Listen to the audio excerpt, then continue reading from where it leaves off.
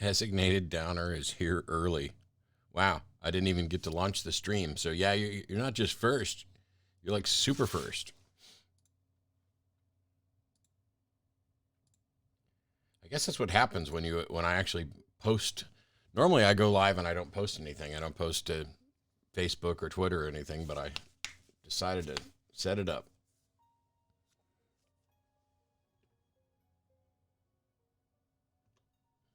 Isaac and his mother lived alone in a small house on a hill. Isaac kept to himself, drawing pictures and playing with his toys as his mom watched Christian broadcasts on the television. All right, get my controller. And they were both happy. That was until the day Isaac's mom heard a voice from above. Your son has become corrupted by sin. He needs to be saved. I will do my best to save him, my lord, Isaac's mother replied, rushing. All right, hello, peoples. Removing all that was evil from his life. Again, the voice called to her. Isaac's soul is still corrupt. He needs to be cut off from all that is evil in this world and confess his sins. Breaking my neck trying to read your guys' comments. I was about to sleep for my overnight shift, but then I saw this tweet about the stream and who could sleep. Wow, you should sleep. I mean, don't get me wrong. I don't want to tell anybody not to hang out, but one last time, Isaac's mom heard the voice of God calling to her. I'm probably going to stream most all of the day. But So I still question your devotion to me. To prove your faith, I will ask one more thing of you. Yes, Lord, anything, Isaac's mother begged. To prove your love and devotion, I require a sacrifice. Your son, Isaac, will be this sacrifice. Go into his room and end his life as an offering to me to prove you love me above all else. all right. Let me get fully set up here. I've got platinumgod.co.uk up and ready so that I can look at stuff. Maybe we'll take a little less time. I've also got the Binding of Isaac wiki. Scrambling around his room to find a hiding place. And chat. There we go. Let's see. Good morning, Katie. How are you? Alex and Linden Bros and 4714. I'm not sure if you know the answer to this yet, but are there any plans to bring back the live audience AXP shows time soon? Been itching to visit Austin. We've discussed it, but the problem is that we're going to go by CDC guidelines, which is going to require us to get to 80% herd immunity, and we may never actually achieve that. But yes, we'd like to. We're talking about it and what we can and can't do, but we're still not enough people vaccinated, and I'm not making well. Granted, I don't get to make the decision. I'm just a board member and the producer of one of the shows. But nobody's going to go back to the building until the team is comfortable. And what we'll probably end up doing is having crew at the building for a while without an audience. Because the building is tiny. And, you know, if you were to space out at 6 feet intervals, you'd get, 5 people in the actual front room where the audience sits.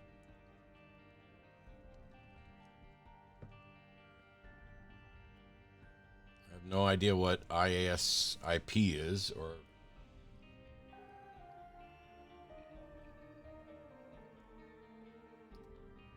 what I think of the doctrine of the Holy Trinity. It doesn't make any sense. Your job's giving you $300 to get vaccinated. That's cool. Hello, Amadeus Maxwell.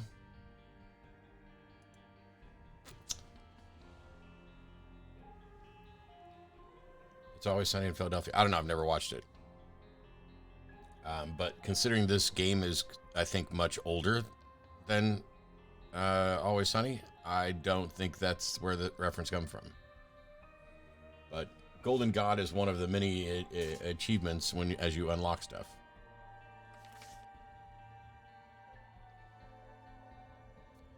Still haven't turned mods back on.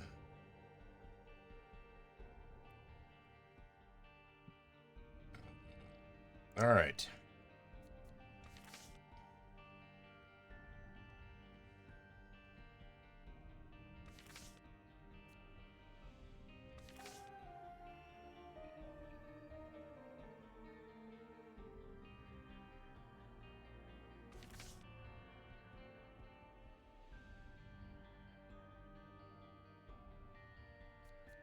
Yes, the Golden God thing is like 94% accurate.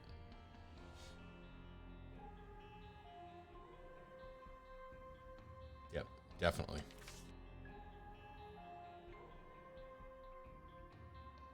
Play with the JoJo's Bizarre Adventure mod. No. All right, so the question we got to ask now is, I need more stuff on Isaac. I need 3 Hush kills to unlock the B-sides and all the other stuff. I need, I think, a couple other greed kills before I can have access to Greedier. We did greed with Azazel yesterday and unlocked Lilith. So that's unlocked. Apollyon, I don't remember how to unlock.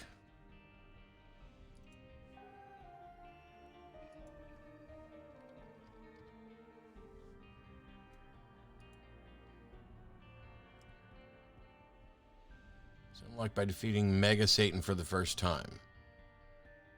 All right.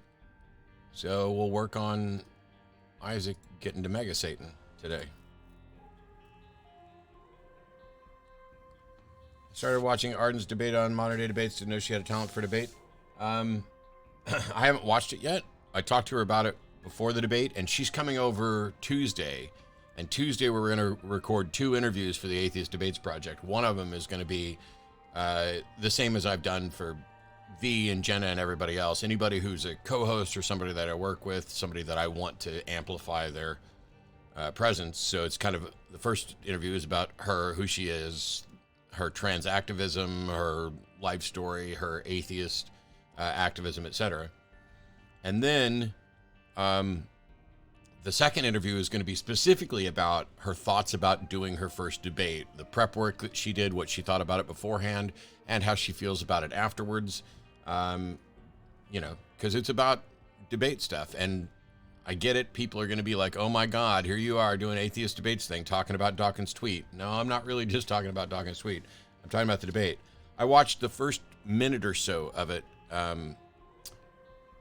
And I was already immediately, I had 4 notes in the first minute because, first of all, she should have gone first. Typically, the affirmative goes first. Now, I don't know if they talked about it and she decided to go second or wanted to, but typically the affirmative goes first because they're the ones that are establishing the parameters, the criteria, and the definition of what they're actually defending.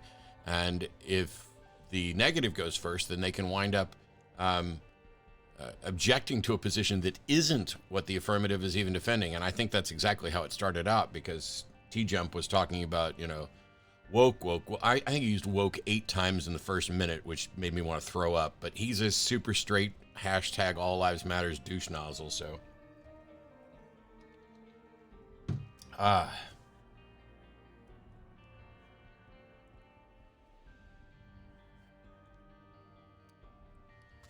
right.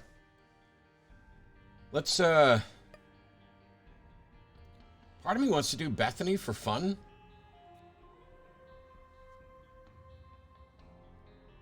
I think for the people who haven't seen Bethany, she's one of the new characters from the.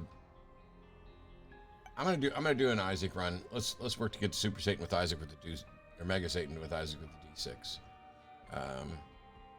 So there we go. Do you like pro wrestling? I have liked pro wrestling many times over my life. I haven't watched anything seriously in years. You haven't done an interview with Mandisa yet, have you? Yes. Oh, please do Bethany? All right.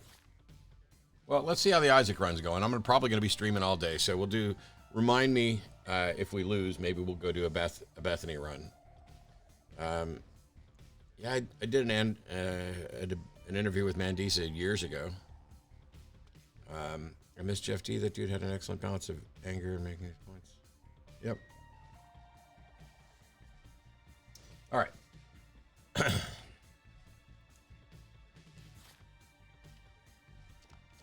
The other thing is my fingers hurt from doing so many runs yesterday. Mr. Me might be good. That would get us directly into Mega Satan, but I don't want to carry it around. The D6 is just going to be better. And we may end up doing a couple restarts because I'd like to have a good run.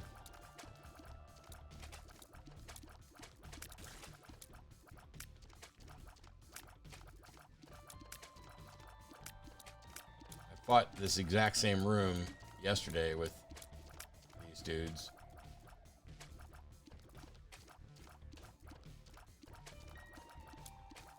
Whoops. If you fire the right direction. Problem is that they fire along the cardinal directions, and you do too. So, oh, Popeyes? Not sure.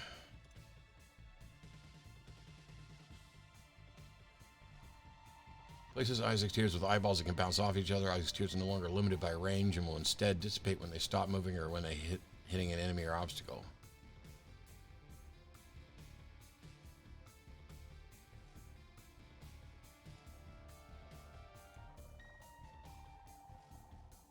So range becomes irrelevant. Fuck it, let's try it.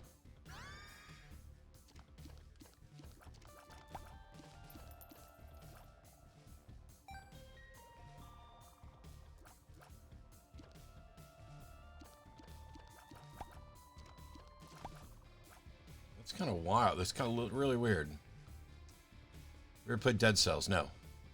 Thanks for the follow, Rachel. I was in a heated argument with my friends on PS4 about religion. Every time I backed them into a corner, it was always, well, science does this, and I was always interrupted. I actually felt your pain in AXP for years. How do you do it? It's important, so you do it. If something's important, you do it.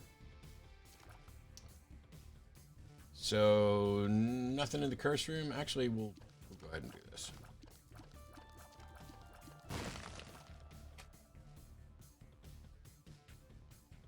All right. I don't want to take all day.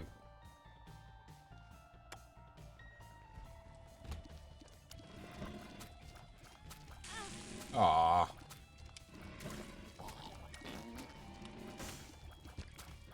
Not sure how I took damage in the first place.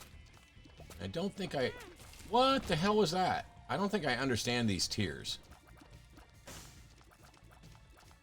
Like, I figured that guy was going to have to jump through those tiers and take damage when he hit them.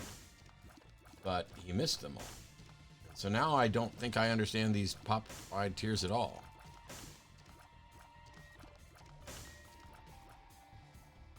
Alright, so we got a tinted rock we can come back for if we get bombs or something.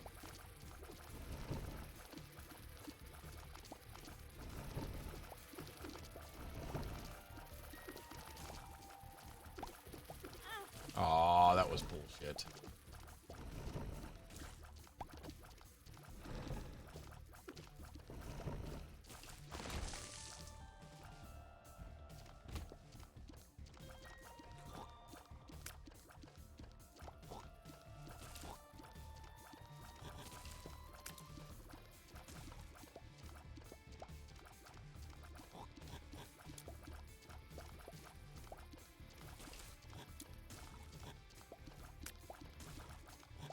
Oh, these guys that have the little repulsor field thing.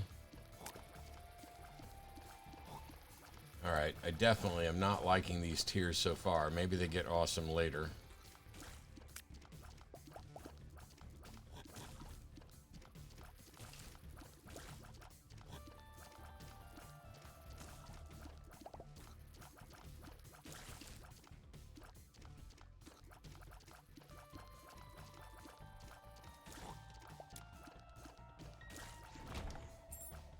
That was annoying. Everything about this is kind of annoying. That's interesting. So we put a bomb right here. That gets us the sun and another bomb. And infestation 2.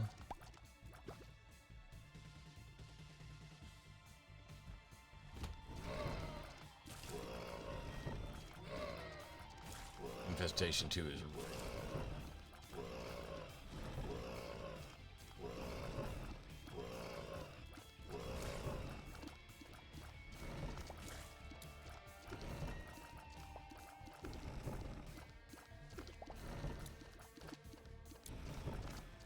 How am I missing him every single time? Oh, this is terrible. All right. So Super secret room should be right here, but I have one bomb. By the way, if you have something to say, you need my attention, it's probably best to tag me. As you see Mr. Lightning did, you just do @MattDillahunty and pops up, and then I see it when I glance over rather than having to reading everything. Thanks for the follows.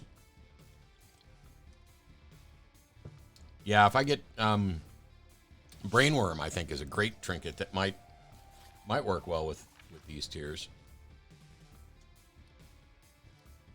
We'll kill the boss, and then we'll come back for the Tainted Rock. Oh, cool, Monstro. Hello, Monstro.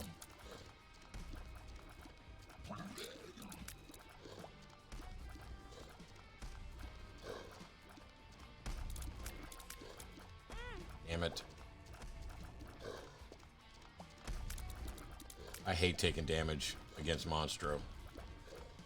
It's completely unnecessary. There's never any reason. If you're taking damage against Monstro, like early on, it's just because you're playing sloppy, trying to rush a little too much.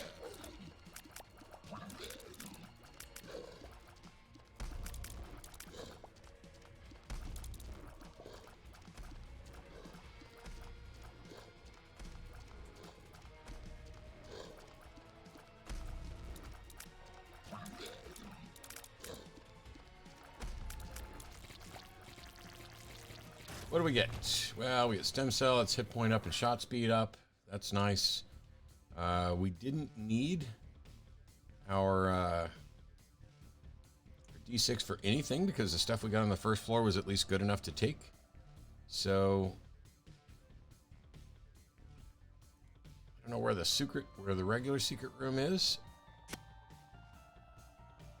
Oh, there's a Tainted Rock right here too. I mean, it can't be right there. Let's check the store. 7 coins. That's not a good map. Greetings from the Netherlands. How you doing? I'm doing fine, thank you. Treasure map reveals the entire map for each floor except the secret room locations. Okay, so that's not even worth grabbing, really.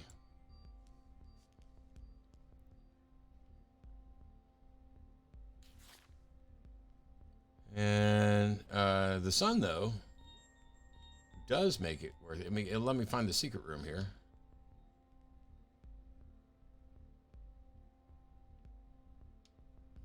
Yeah, what the hell? Okay. The sun. The secret room's right here.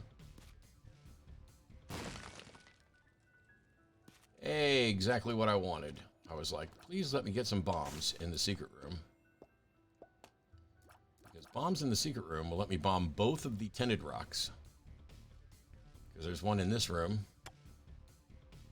Right over here.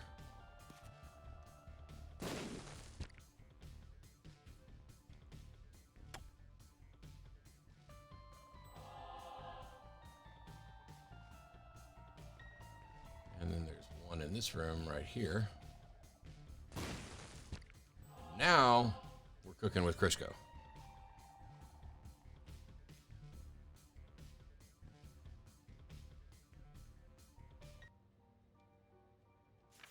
All right. Yeah, Repentance isn't going to come out on PS4 or any of the consoles, I think, until third quarter or fourth quarter of the year. The game's available on PC, PlayStation, Switch, probably Xbox, but this latest downloadable content, the Repentance expansion, is only available on PC right now. Yeah, Infestation 2 is going to give me friendly spiders. So yeah, here we go. Apologies if I missed stuff in chat, but I'm playing a game. So, Basement 2. First level taking 7 minutes means if we're going to get to Hush, we need Mama Mega. And that's the only way.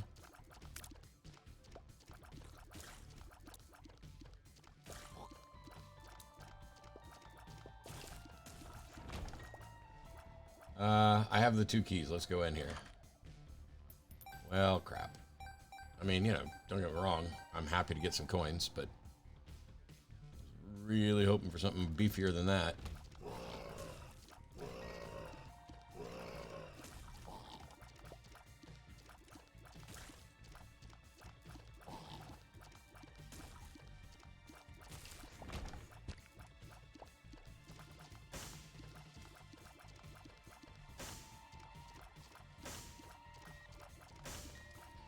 And because we're not going to get to hush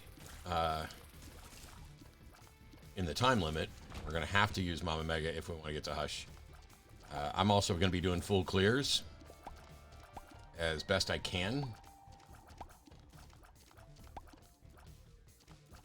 to give us the best chances of getting what we need. Now, once we get good gear, you know, I probably won't continue doing full clear. That's Rotten Tooth.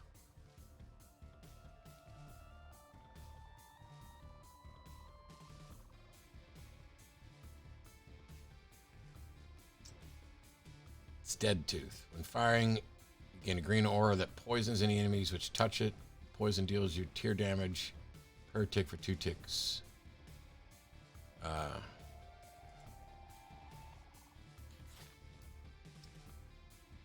Gosh, we'll just take it. I mean, I'm going to use the D6 to roll any actives to passives, but I'll play good passives. Play my mom and Matt take a shot of your favorite alcohol beverage every time he takes damage. Well, that would be dangerous. That would be very dangerous. How's the situation with COVID in the States? Getting better. We're getting more and more people vaccinated. Whether or not we get everybody vaccinated or a sufficient number of people vaccinated is still an open question. Can't believe my favorite host has a Twitch channel and I didn't know it. Well, I've been here for like 7 years and now playing your favorite game. Wow, cool. Dilly Dilly, you seem to be wrapped up in religiosity. I'm not wrapped up in religiosity. I host a TV show, or host a show, a call-in show, taking questions from people and debating and discussing religion. So, unless you're also like referring to this game, which is coincidental. I mean, it's one of the reasons people pointed me to it, but I like the game. It's a great game. Do you happen to know and read Seth Godin? No.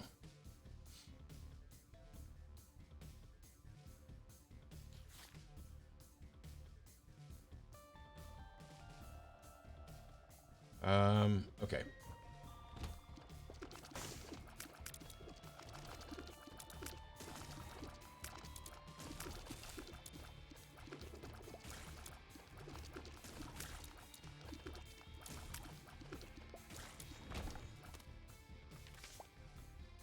Stars. You think the stars is the shop?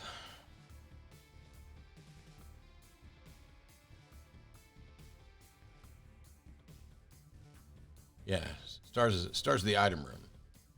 We've already been to the item room, so but we can use it to get out of the curse room, as we could with any teleport.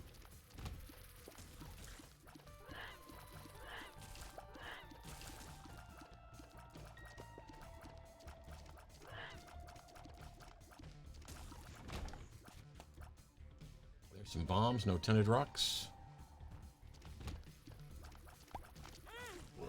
I knew that guy was going to fire the second that went out, and I still sat there, and took bad damage. Those guys fire stupid fast, too. Alright, so there's the boss. We've got the item room.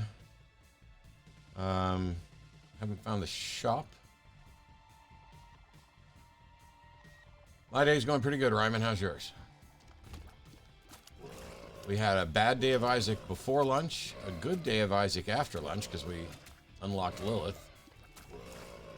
And let's see how today's day of Isaac is going to be.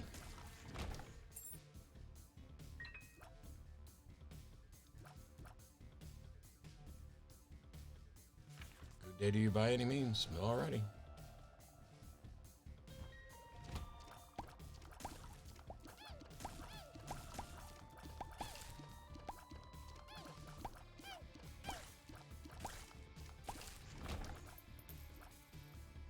my aggressive attack spiders. There we go. Oh, that was definitely bad damage right there. No, I'm not taking random pills yet. We are going to pop that. Well, aren't we glad we did since we're going in the store?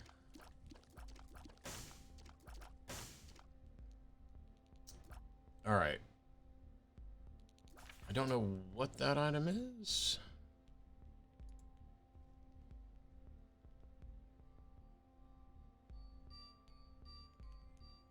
Sharp key. Gives me 5 keys. It's an active item. Upon use, you consume a key and fire an enemy, piercing. The damage done by the key projectiles pierce through the enemies and scale with your damage upgrades. Keys fired by this can open locked doors, chests, secret rooms, and cannot be used if you don't have any keys. Yeah, we're not taking that, but I might buy it. And the reason why is... Oh, no, because we don't have a battery. And there's not enough rooms left to recharge. So let's just go to the boss. I was thinking about buying it and then re-rolling it with the D6. But honestly, and man, there's no secret. Oh, I got 2 bombs.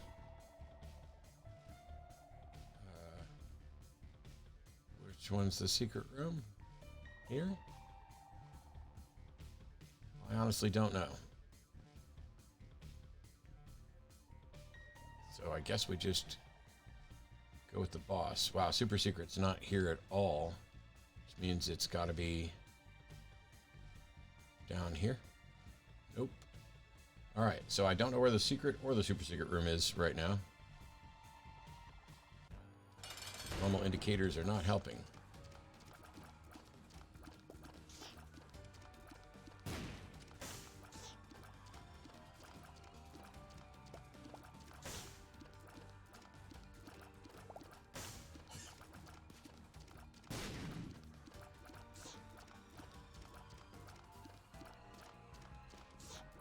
Managed to kill all of our spiders, but well,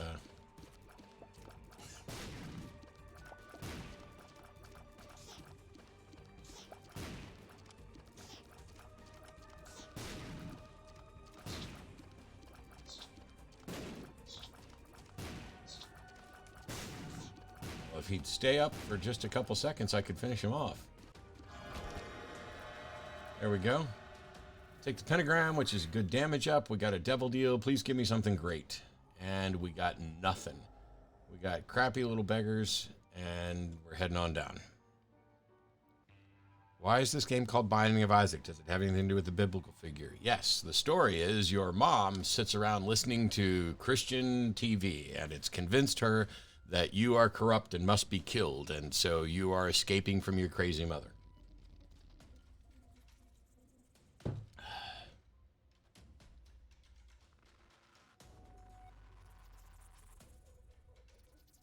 The Bible gives us the reason why we exist and why the current human state of affairs are the way they are. No, they don't.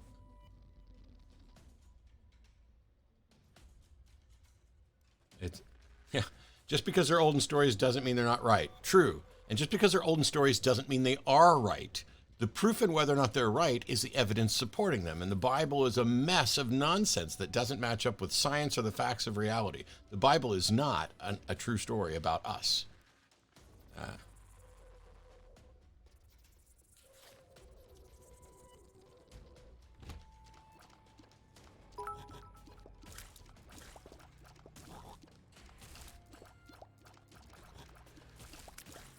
Curse of darkness, and man, is it dark. There we go. Yes, we'll use the world. Thanks for cheering the 200 bits. Matt, but if Jesus is who he claimed to be, that's a huge if. That's a monumental if. If Jesus is who he claimed to be from and came back from the dead, then the Bible stories are true because he believed them. Jesus, you can't even show that he existed. You definitely can't show that he is who he claimed to be. You can't even show that he claimed anything because all you have are stories about what something happened. You might as well have written, but if Voldemort is who he claimed to be, then you know, all of Harry Potter is real. I mean, that's how ridiculous you sound right now, Aragon. If Jesus is who he claimed to be, well, congratulations. If frogs had wings, they wouldn't bump their asses hopping, would they? You don't get to start with the world's biggest if. You don't get to assume the conclusion. If your conclusion is that Jesus is who he said he was, that's what you have to prove. And you can't prove that he said it or anything else.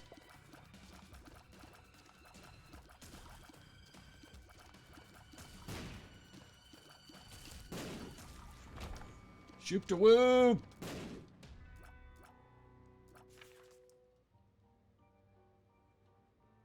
Hello, Arden of Eden. We were just talking about you a minute ago. Jesus is an historical figure, not Voldemort. No, he's not. And even if Jesus is someone who once existed, that tells you nothing at all about whether or not you still have no idea what he said. You still have no idea what he did. Even if he did exist in reality, you have no idea what he said or what he did. You are in way over your head here when you start pretending like the Bible is an accurate account of history. It's not. And it can't prove anything miraculous. Nothing can. You don't get to just assume, well, if Jesus is who he said he is. You're way over your head. I watched the first minute of the debate, Arden, and I'm going to watch the rest of it later. But I had notes already, which is, I think you should have gone first. But yeah, if Abraham Lincoln existed, he must also be a vampire hunter. Someone tried to publish the Bible as a new book today. It'd be considered fan fiction at best. Yep. All right. So Shoop to Whoop is great. But we're not keeping it. We're going to re-roll it. And we'll take Mr. Mega. Because I want passives. I want the D6 to do stuff. But just for the record, for Aragon, Fearmeese, and anybody else, I know I advertised that I'd be on Twitch today. But I'm actually playing a game. And I'm not going to sit around and debate with people. But also, I'm not going to let you sit around and preach bullshit in chat. You either, if you want to make a claim, you defend it and present your evidence and your argument for it, or you piss off. My channel's not here for you guys to preach. Yeah. If that's what you want to do, call into Atheist Experience tomorrow. I'll be on with Ian Rowland. And you can talk to us and make your case.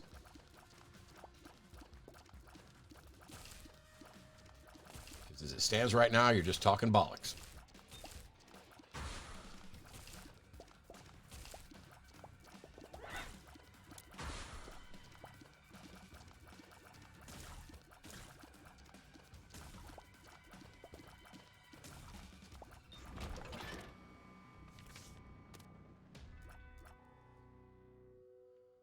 Empress in the Stars.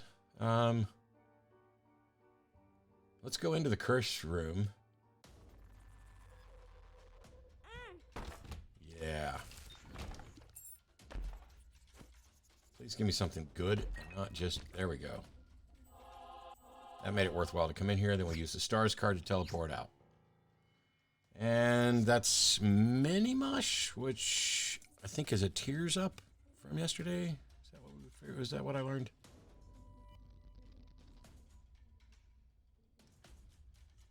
But I might re-roll this again since it's in the secret room.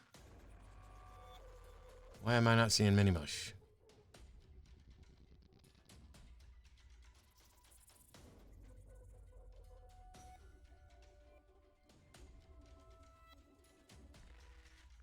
How do I not see Mini Mush?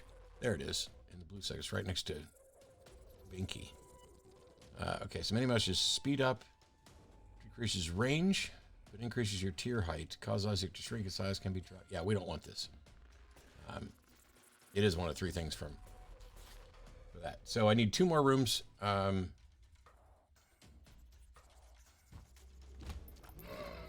recharge my D6 and be able to reroll the item room.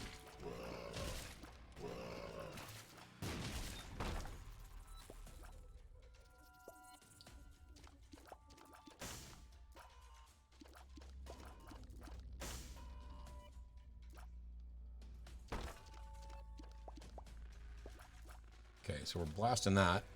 We're getting well away from it because...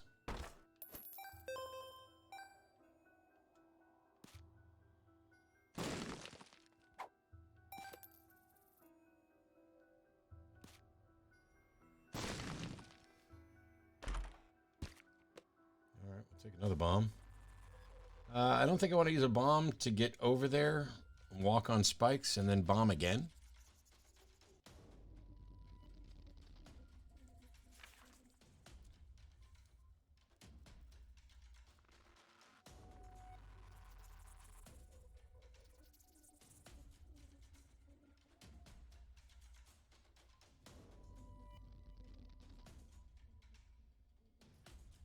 You're here to rot your brains with video games, not listen to Deep Philosophy. Yeah, you are probably on the wrong channel for that, because I do both.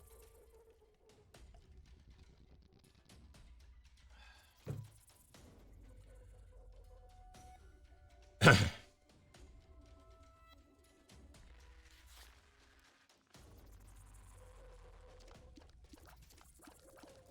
it give me all these empty rooms with nothing in them?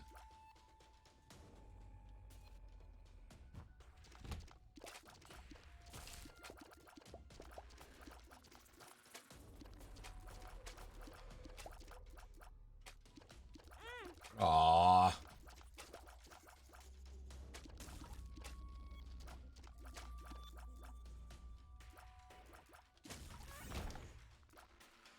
All I was trying to do was get to a point where I could come in and re-roll this. And there we go. Oh my god.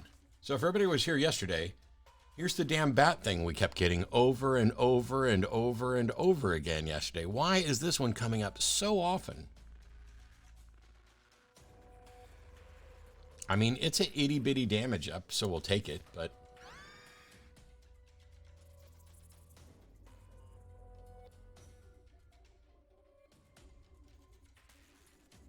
need flying to get anything else out of that, so we keep going.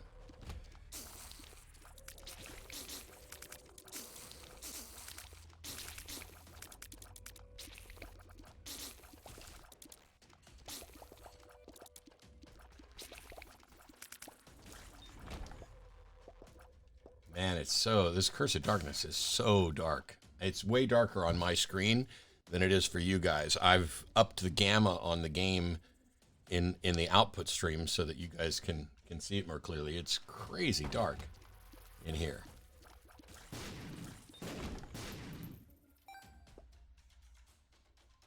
Yeah, that's a tinted rock that lets me get into that area.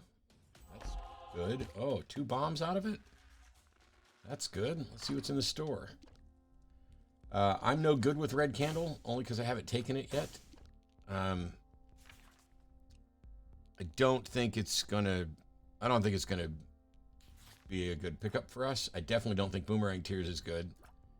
I am gonna buy another Soul Heart. Just because I want to give us the best chance at stuff.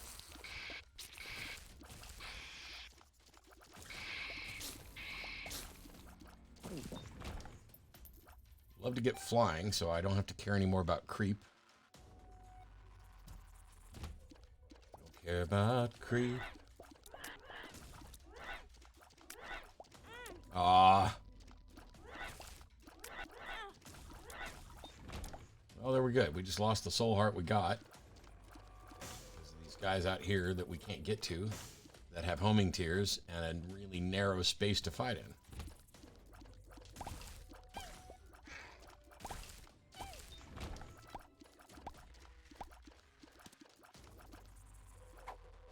I feel like I'm playing kind of okay-ish today. Still a little sloppy, but I haven't been awake that long. So.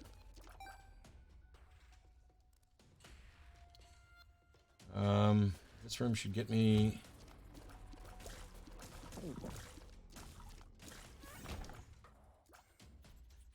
Where the hell is the super secret room? Because it can't be on here. It can't be on here. I guess it's right here.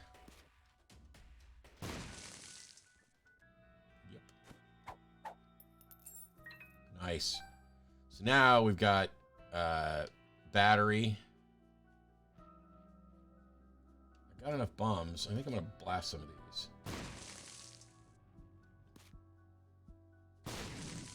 Yeah. The world and justice. Justice. I made one of those bombs free.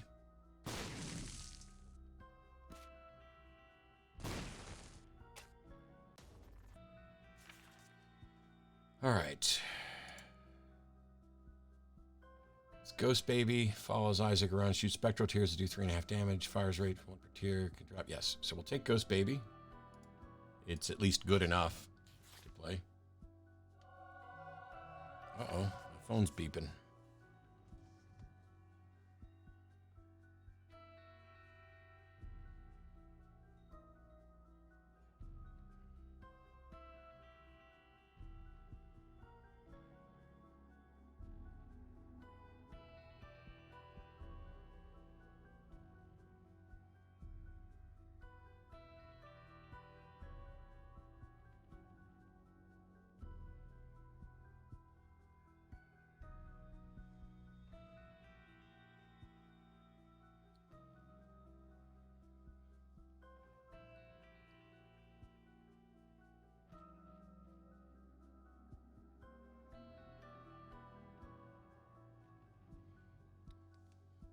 That was a weird notification that I wasn't expecting. Do you eventually kill God in this game? I'm not going to spoil anything, but we're probably going to kill Satan. Let's see. Hello, Sedan, and everybody else. Half the time, I'm like, damn, Matt's being kind of a dick. The other half the time, how's Matt being so patient? Yeah. And people say the same thing about the same moments in the same call. I don't think I need the world, but having the recharges means that whatever drops from the boss, we can re-roll it. All right. Oh, fuck.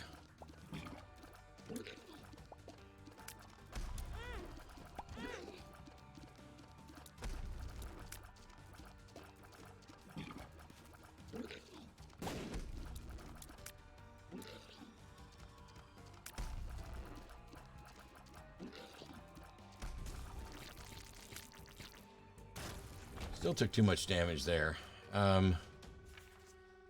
It's Mom's Pearls, isn't it? And so that's like a faith up or something. See if I can find this.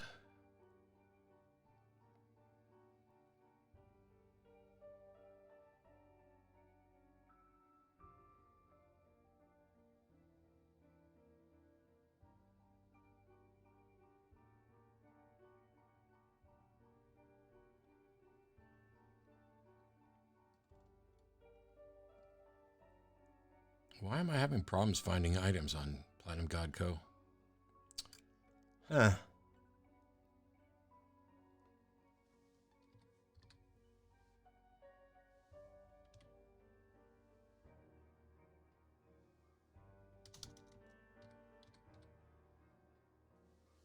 There it is. Mom's Pearls. It's a range up, luck up, and a soul heart.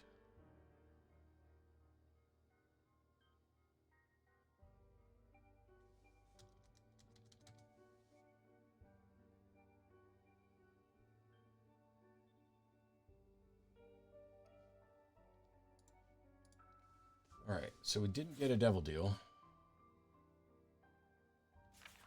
Let me check this.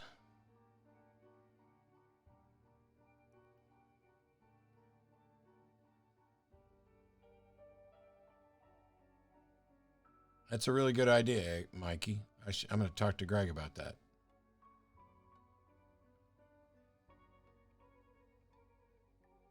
Should I read the Bible? I'm an atheist, but I want to understand things from the theist side as well.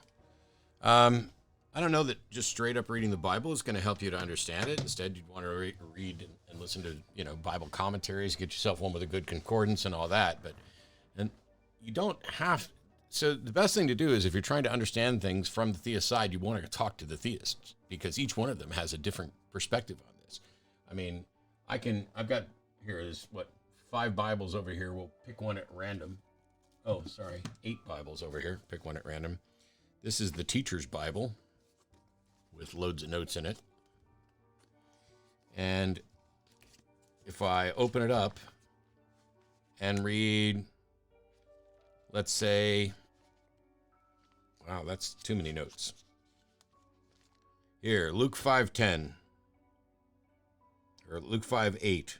When Simon Peter saw this, he fell at Jesus' knees and said, "Go away from me, because I'm a sinful man, Lord." For he and all the others that were with him were amazed at the catch of the fish that they took. Well, that has a meaning at its face value of, hey, Jesus performed a miracle providing a lot of fish when they weren't catching any, and Simon Peter was really impressed by this.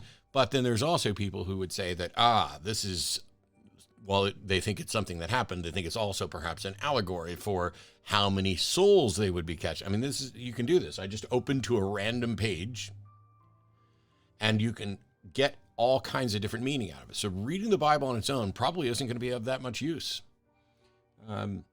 Instead, it's better, I mean, even a Cliff Notes summary of the Bible and what's in there would be more useful for that. But it depends on what your end goal is. You're a Catholic and you would agree. Well, Catholics would agree because for years, the Catholic Church discouraged anybody from reading the Bible. Only the priests could read it, and they were the ones determined by God who could interpret it for other people. This was part of the whole reason for the Protestant Reformation, because Martin Luther and others were saying, no, I can read this shit myself, and, I can interpret it and have my own personal relationship with God. The Catholic Church was like, no. But, I just did a video on Catholicism the other day, and I'll probably do some more. For those who haven't seen it, it's because I did a debate with Trent Horn, and following the debate, a very nice Catholic person sent me this, a card with this, and like the full collector's set of all the Catholic saints cards. This is the absurdity. I mean, Catholicism is a special form of batshittery where they have a gazillion saints that they pray to intercede on their behalf. I've managed to collect them all. I've got Mother Teresa and Joan of Arc and all this stuff, and it's like collecting Pokemon cards. It's ridiculous. And it's all because this person thinks that I would be a really good representative. Oh, he also included pendants, and necklaces and all that stuff. Now, granted, when I was a Southern Baptist, as a kid, I was basically taught that Catholicism was a Mary-worshipping, saint-worshipping cult and wasn't biblical. And when they include things like the Apocrypha, of course that's the case. But Catholics believe, or are supposed to believe, in the literal transubstantiation of the host, which is absolute bullshit and can be tested. And so when you try to test it, they'll come up with excuses. But yeah, and Mother Teresa was a monster. All right, let's re-roll that. Starter pack. Yeah. I got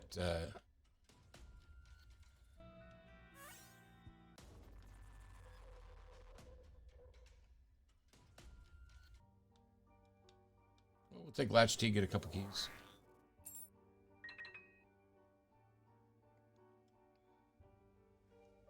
Oh, I should have gone back for the other little battery charge. Damn it. Oh well. We've wasted enough time. 20 minutes on 2 levels. Right?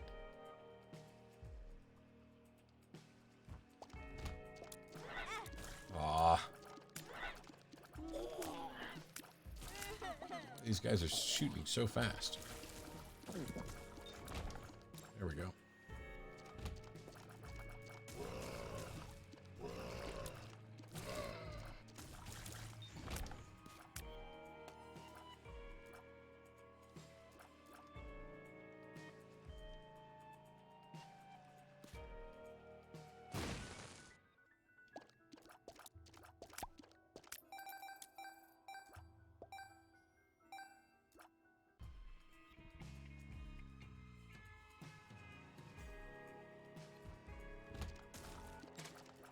Very simplistic. This from the person who said that if Jesus is who he says he is, well, congratulations. If we assume the Bible's completely true, yeah, I don't think your criticism of very simplistic, while accurate, is going to have that much in the way of teeth.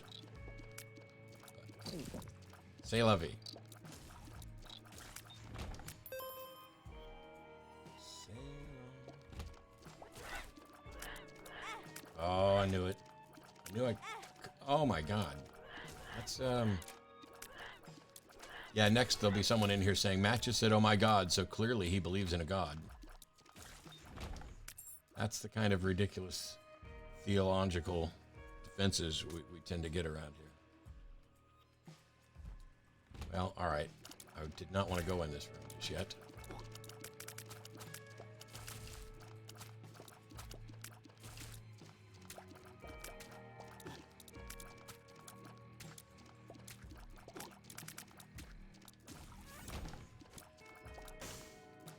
Are you sure what you said about the Catholic Church hindering people from reading the Bible is factually accurate? No. If you mean, am I absolutely certain? No, because I'm not absolutely certain about anything. But it is a matter of historical record that the Catholic Church discouraged people from trying to read and understand the Bible on their own. Didn't forbid it, but they discouraged it for fear that they would get the wrong understanding. Are you certain that you're not absolutely certain? No. And if you think you're clever, please go back and watch the thousands of hours I've spent discussing this exact thing. No, I'm not absolutely certain that I'm not absolutely certain.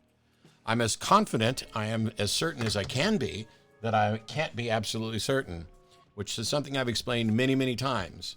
But if you think you're being clever in here, you're not. You're just, like, to everybody in this chat right now, you look like a buffoon who's trying to ask a gotcha question of somebody who knows way more about this subject than you do and has talked about it way more times than just a you're not here to troll or anything. Yes, you are. Yes, you are. You are absolutely, no, you're not asking follow-up questions. How can you have follow-up questions when you've never been here before? Here, you've posted 16 messages in total in my channel, all from today.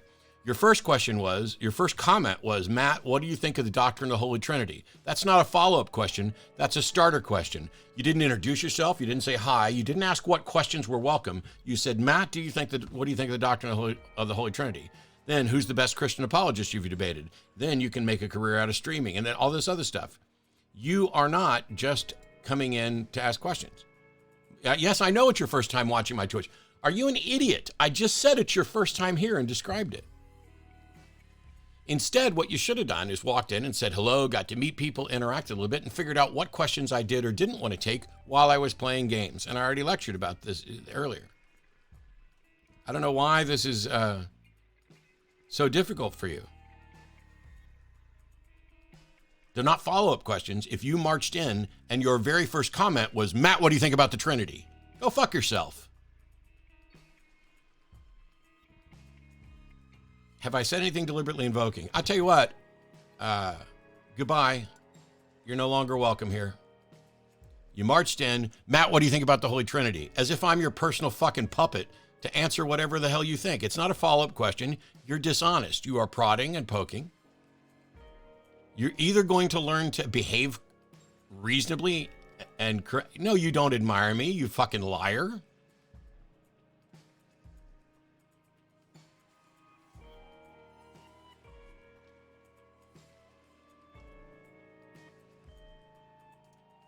I'm not an idiot.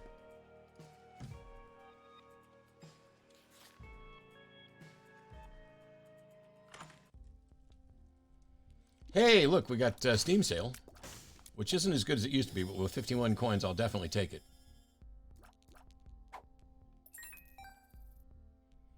We got enough bombs. Yeah. Welcome to the hang up. Hey, Chris. And hello, everybody else. Cool. I'm trying to get an Isaac run in, but it's taken me forever. And probably will.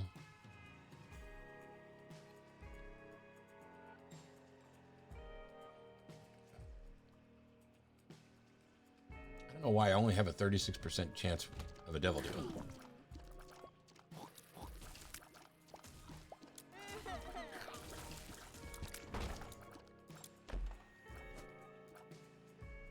All right, let's keep going.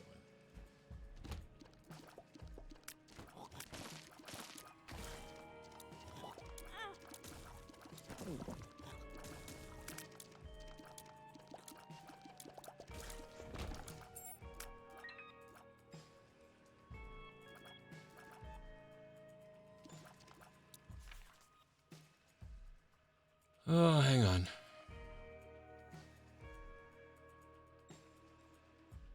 No, they didn't so much nerf Steam Sale as they nerfed Restock. And I don't think 2 Steam Sales is necessarily free now, but we're not sure.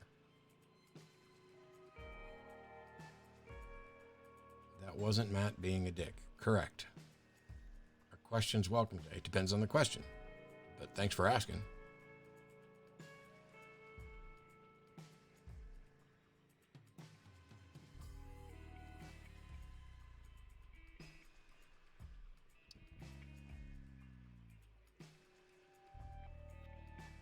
Yes, I'm sorry you feel that way isn't an apology or a correction. Yeah.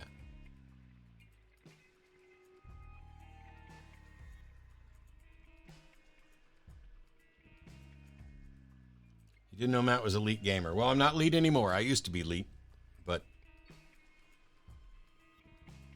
Matt's so elite he even owns a Quake 3 shirt. Not a t-shirt. It's a proper jersey with my name on it and id Software logo. They were made for id Software and a few select players.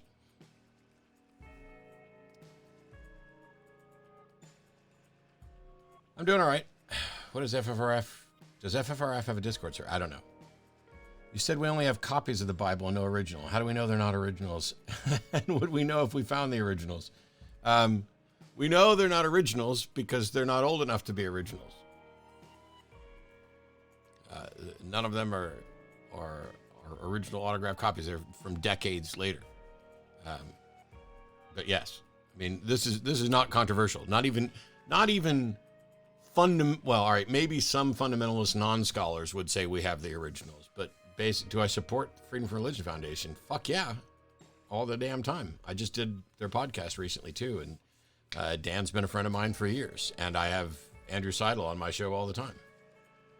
But yeah, when I say copies of translations of copies, we know these were stories that were, oral traditions that were eventually written down by somebody, but they're not the original. Nobody claims that we have. No sensible person who understands anything about thinks we have originals.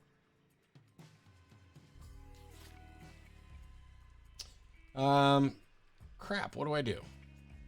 Thanks for answering. Sure.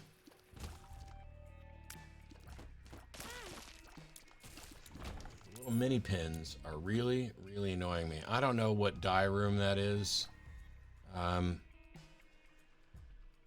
I want to go do the boss just because we got a full charge and I don't want to waste rooms. Oh boy, here we go.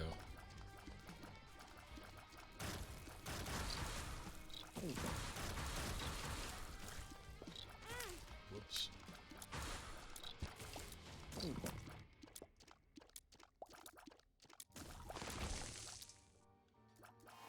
So take Roid Rage. Probably should have re-rolled it.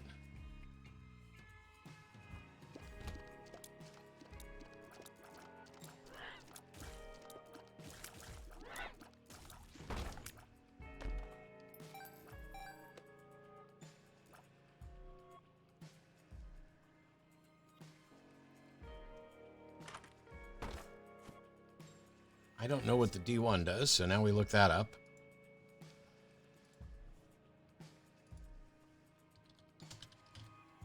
I get rerolls pickups in the room. Rerolls Isaac's currently held collectibles into items from the treasure room pool like the D4 would. Oh, we're not doing that. Basically, the D1 would reroll everything I've picked up that's in my collectibles thing.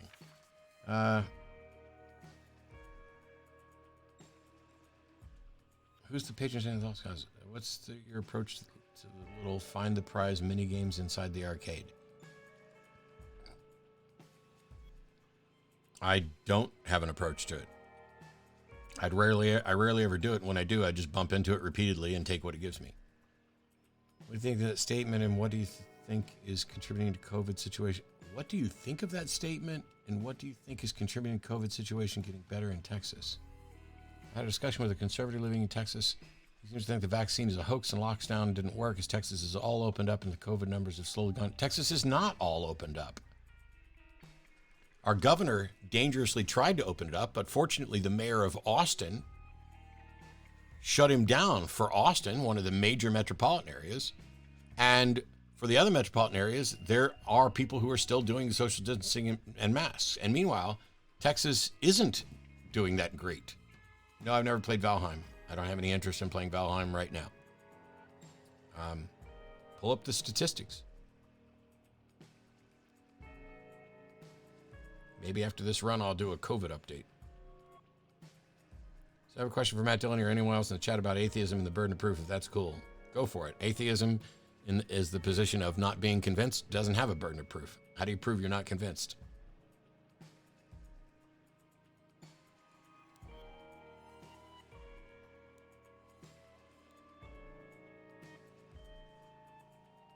The pre-original notes. Nice.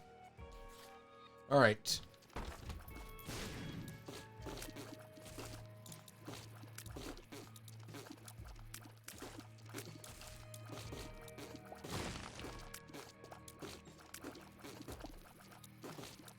You guys blow up like right here? That'd be really good.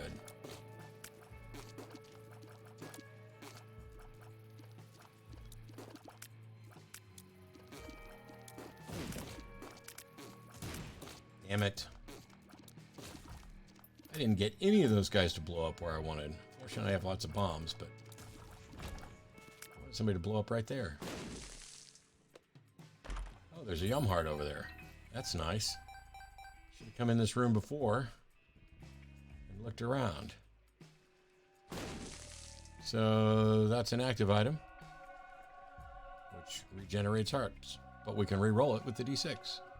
And we get Mom's Pills, which we'll take and use.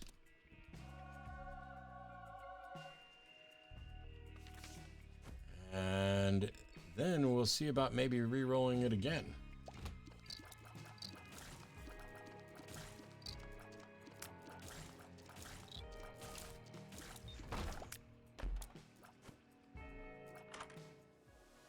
Wow.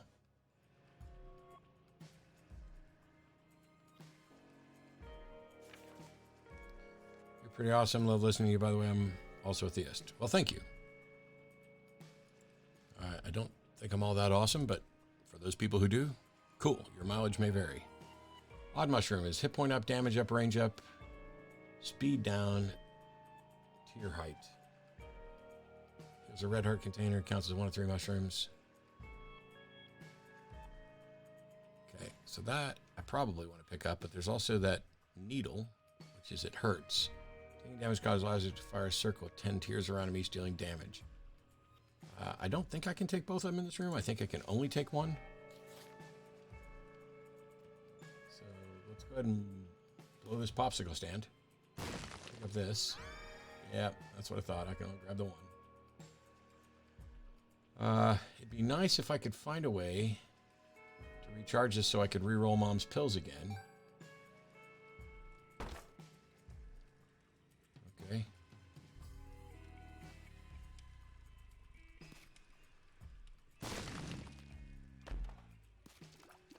You dirty son of a bitch.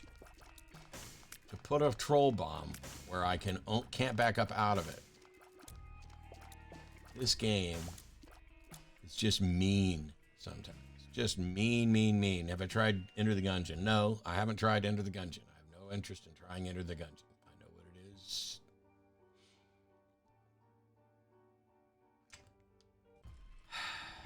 Damn it, damn it, damn it.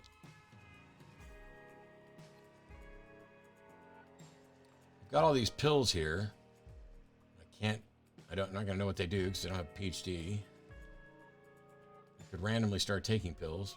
Not necessarily a good thing.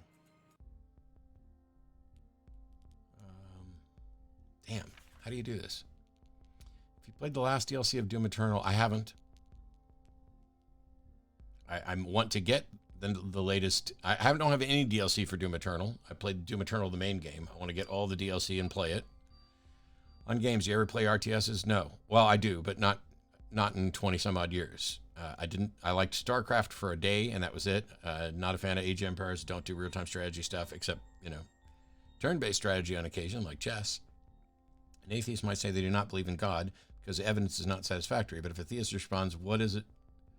about my theology that fails? In answering that question, does the atheist not have to present a rational reason that theology doesn't work, and is not a burden of proof?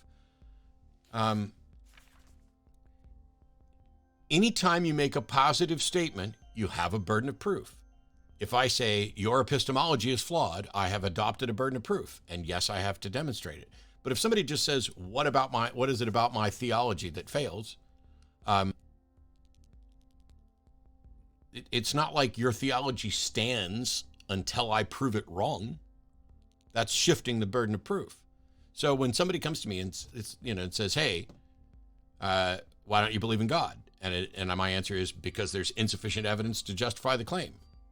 Well, if they follow it up by saying, well, what about my belief is wrong? Well, I don't know. Start telling me your beliefs, and I'll tell you why I don't think they're justified. But it's, it's not like you don't want theists to go, well, he couldn't tell me what was wrong with it, so therefore it must be right. That's a fallacy too. The fact that an individual may not be able to tell you what's wrong with it, and they just may be able to tell you that they don't find it convincing, that's it. That's the end of the story. But for example, I did the debate with Trent Horn, and Trent acknowledged that he's willing to accept a resurrection based on hearsay testimony, and I'm not. And so if somebody were to say, what's wrong with Trent's epistemology, I'd say he's willing to believe an extraordinary claim of a resurrection based on hearsay testimony, and I'm not, because I don't find that to be sufficient to justify it. I'll take hearsay testimony on whether or not you get a pet dog, but not whether you have an invisible dragon. And so when you want to claim that somebody rose from the dead miraculously, you've got to come more with just your say-so. It's ridiculous. It is dangerous to have such low standards of evidence that you're willing to accept something extraordinary based on so little. And so when I say that Trent's epistemology is flawed, I've adopted a burden of proof, and I think I've met it by pointing out that if you use his standards, you would have to believe many, many, many different things, some of which are contradictory and conflict. You would have to believe other religions. That's just hearsay testimonial account too. Meanwhile, as I pointed out in the debate review, Trent's three-pronged attack on what makes something unreasonable, I agree with all three of his prongs. It's just that his claim doesn't meet that. Sorry that we keep going on about Trent.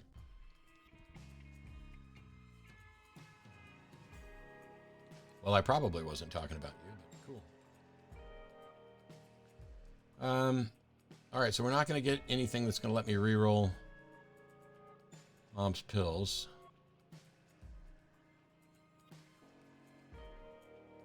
Unless there's... Oh, yeah, let me go back in the die room. I mean, we could technically get a battery out of either the bag or that chest, but I'd end up using 2 bombs to get to them, and that's not right. I want to know where the super secret room is, because it just doesn't make sense to me that I can't see it. I think I understand. Thank you and everyone else for answering. Sure, no problem, Lenitor.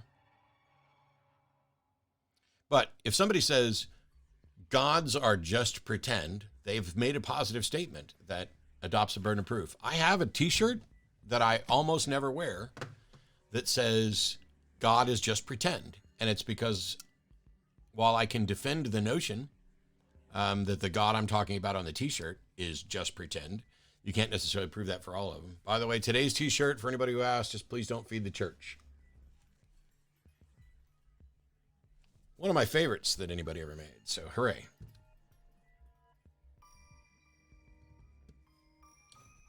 All right. God, we're 30 minutes game time in and an hour and 20 minutes of actual time in. I haven't even gotten to Mom yet. I don't know what made me think I was ever going to be able to get to Hush.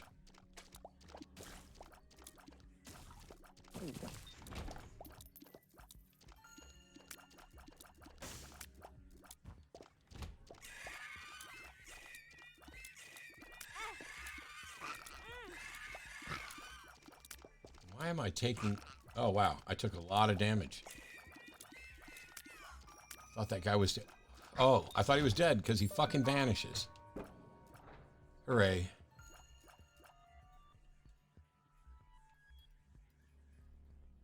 Hey, welcome from Belgium. Maybe we'll get to Belgium again if I play some GeoGuessr later.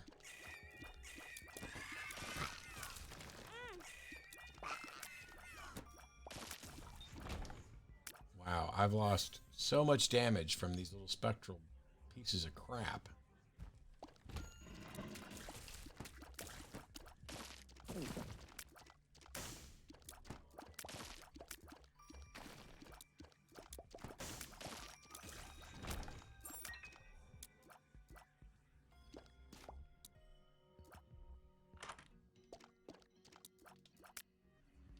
Nope.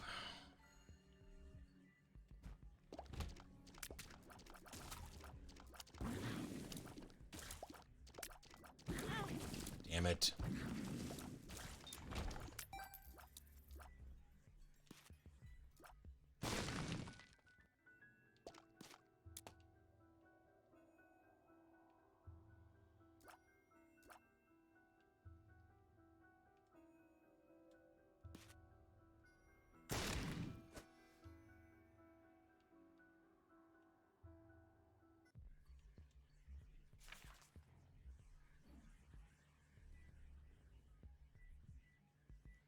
Well, if you hold theistic beliefs because of personal experiences, you have still probably made a huge mistake.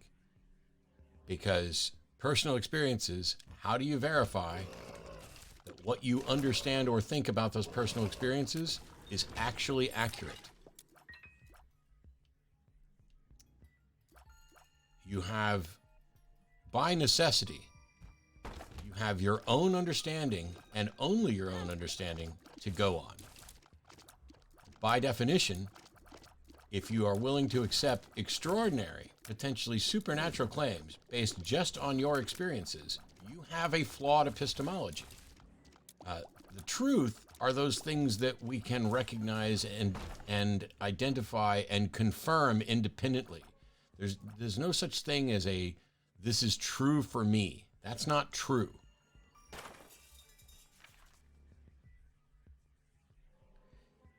So you're saying that you're acknowledging that your beliefs are unverifiable, and yet you believe them.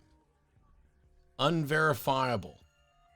You're essentially saying you believe in something that can't be verified, and you don't understand how that is absolutely asinine? I believe something, but there's no way to verify it. I mean, that's ridiculous. That is absolutely terrifyingly ridiculous.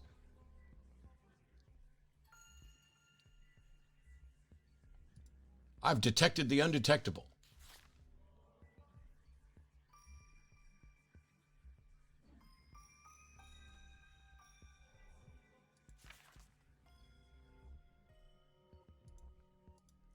Tell you what, because I've got the keys, we'll go ahead and grab that for a second.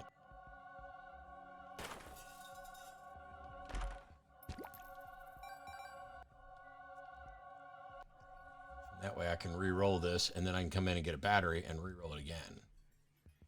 How you been? Pretty good. Fully vaccinated and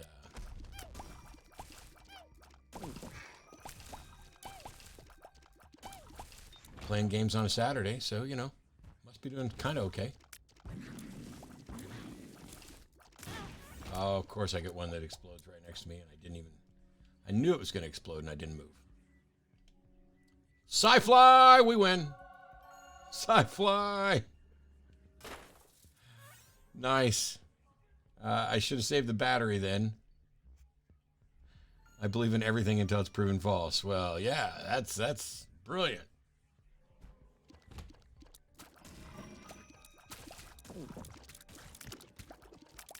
All right.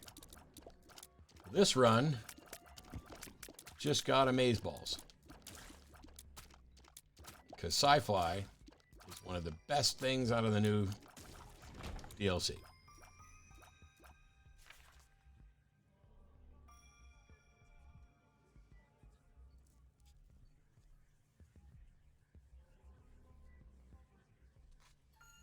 Stuff pretty much open, all open over there now? No, Austin's still closed. Well, Austin still has mask mandates until the 18th. I mean, things have been open, but it's social distance open. But yeah.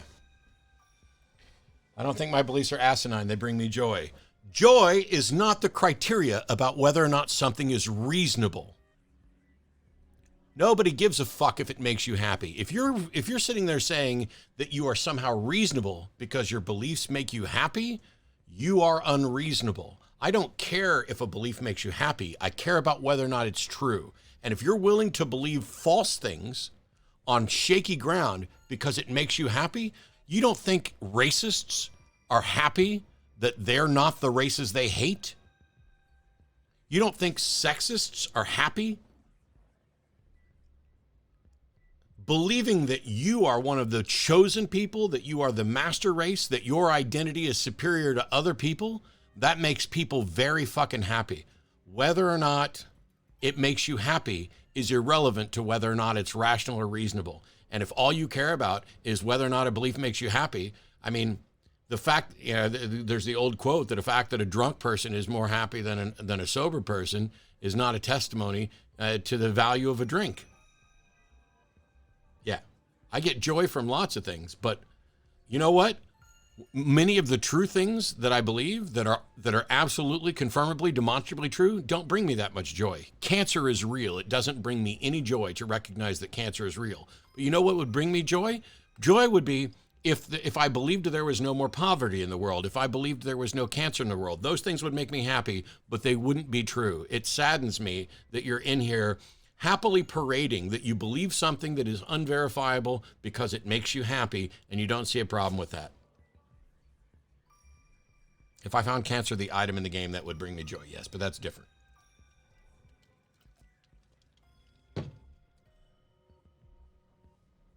People who like to pretend that, oh, my beliefs don't have any impact, it's just my personal thing. Makes me happy. Why can't I believe what makes me happy? Well, why don't you believe that your bank account has $25 million in it? I bet that'd make you happy. But if you start acting as if your bank account has $25 million in it, and your bank account does not have $25 million in it, then, yeah, that's a bad thing. Come back over here and pick up this bomb, and we're going to drop the dice shard in here.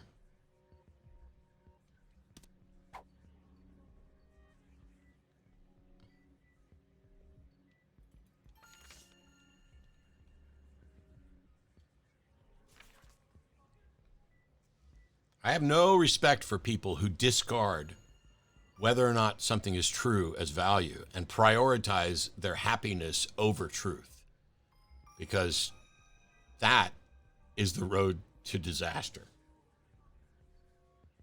Please correct me if I'm wrong. Guaranteed. I've heard you say before that you had what you thought were personal experiences with God or the Holy Spirit. What do you attribute those experiences to now that you don't believe in God? Yes, I have to go re-roll. Thanks, Wispy. Or Wispio. So I grew up primarily a Southern Baptist. And so if you're standing in church and you're singing and you feel euphoric and, goosebumps and all of that, and everybody around you is telling you it's the Holy Spirit, then you're going to believe it's the Holy Spirit. When you go out and actually research it, you find that this is what music does to people. This is what art does to people. That you have the same quality of experiences, not necessarily identical, but same qualities of experiences from purely secular things, from sex, from drugs, from good meals, from art. You value truth as well as your beliefs, but you don't value truth more than you value your joy, and that's the problem. You're willing to say, I'm willing to believe something because it makes me happy, and that matters more to you than whether or not it's true. What do I attribute to now? Psychology, the way the human mind works. Religions generally have exploited flaws in our thinking and flaws in who we are and how we process things in the world. Music has that impact on people. Certain types of speech, certain patterns of speech. No, you don't value them equally. You absolutely don't value them equally, because you've already acknowledged that you believe something that's unverifiable because it makes you happy, which means you don't value the truth equally. You can keep lying to yourself, but that's another example of you not valuing the truth equally. The truth doesn't give a fuck about what makes you happy.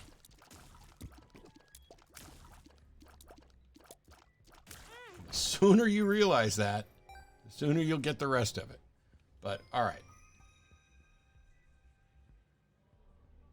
Yeah, we got a couple things to re-roll, so let's head back over.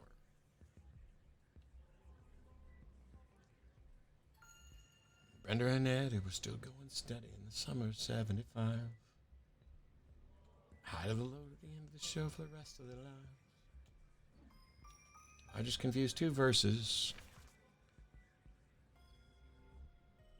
The Amen. Amen. Actually, that wasn't. Hit point up, damage up. You know what? I'll take it. It's a passive, gives me more damage. You can lie to yourself, but you can't lie to me. I believe things that are unverifiable due to my experience that also happen to be uplifting. Yeah, I'm aware of that. Why would you restate something that I've already acknowledged and I've repeatedly gotten correct when I talk about your beliefs? That doesn't mean that you value truth equally with what makes you happy. It means you are prioritizing. You're prioritizing not only your interpretation of your personal experience, which is a huge mistake to value. You are lying. You're lying to yourself. If you say that you value truth and your joy equally, you're a liar because you've already acknowledged multiple times that you believe something that's unverifiable based on your own personal interpretation of your own experiences. And that's not a path to truth.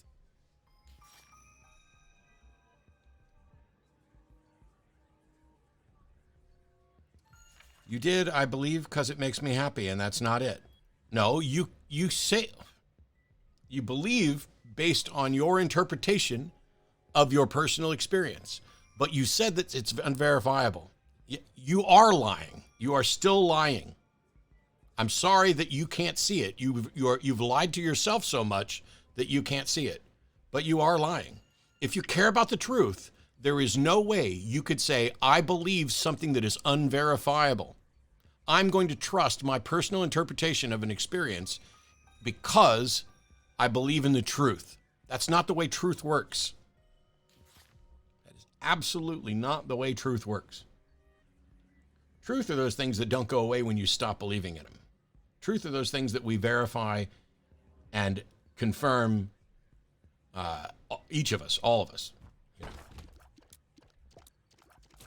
Might make you happy to believe that life was started by aliens, but that doesn't make it true.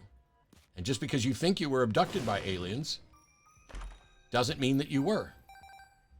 When you are reliant on your own interpretation of your own personal experience and acknowledge that you can't verify it, then you are no longer in the realm of being concerned with truth. You have prioritized other things. Flawed epistemology. Damn it.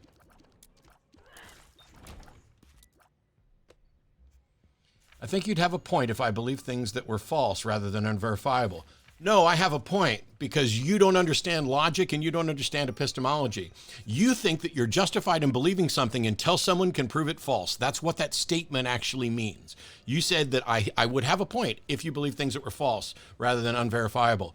The point is, what you believe may be false. The fact that you can't verify it means that you cannot confirm that it's true.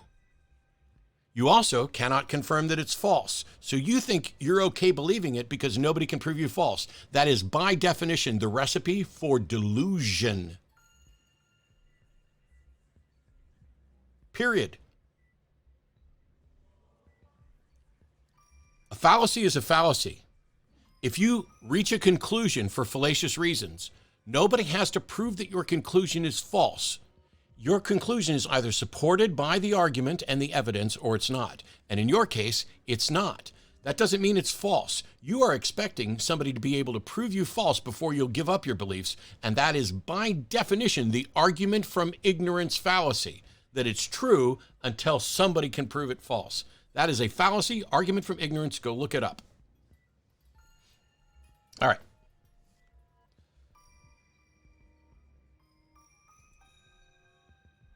What's going on? Is there somebody else in here who's a troll?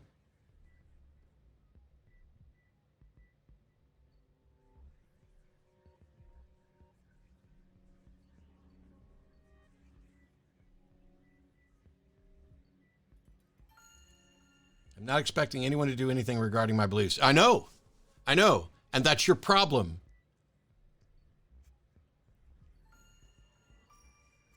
Man, go back and read through your statements. It's embarrassing.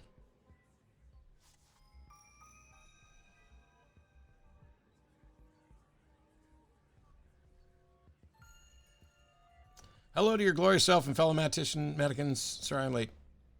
They call me a troll. What the fuck? Well, it may be a language barrier thing where you may have asked a question that was confusing. Your epistemology becomes arbitrary, and therefore knowledge and truth also becomes arbitrary. Exactly. Big Lundy's made the point.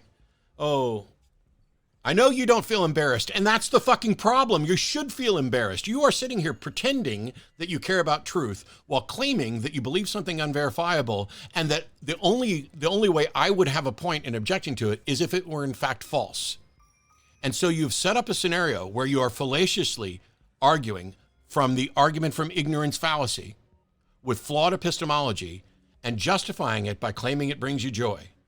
You have an embarrassingly bad epistemology. And the fact that you're not embarrassed by it is just because you don't understand it or don't care. If you ask Matt if COVID-19 is real, you're a troll. Well, there are people who are going to suspect that because at this point, who the fuck doesn't know that COVID-19 is real? There's millions of people dead. How could you or anybody else ask if it was real?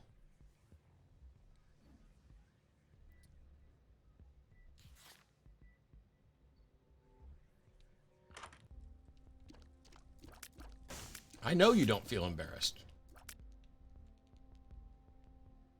All right, we'll take that. The Fool versus the World.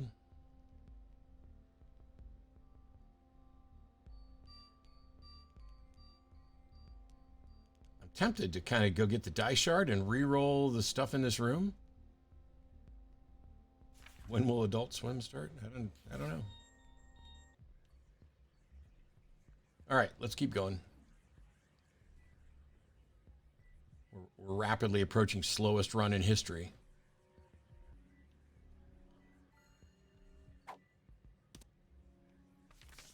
Let's not.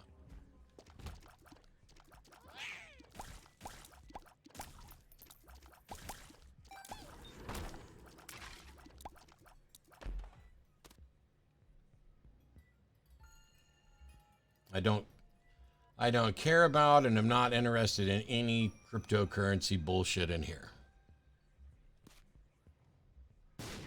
Whoops. Guess we're on this side. No, we're not.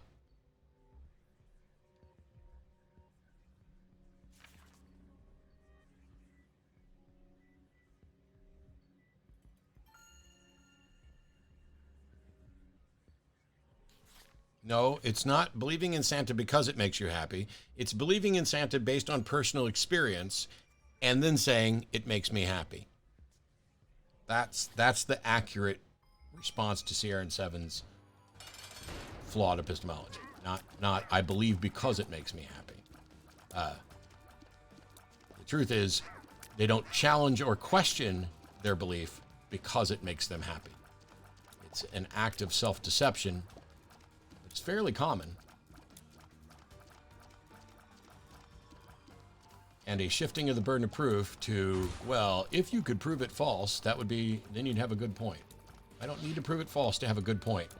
You are using fallacies, demonstrable, recognizable, nameable fallacies. That's the point. The fact that you don't understand that is part of the problem. Wow.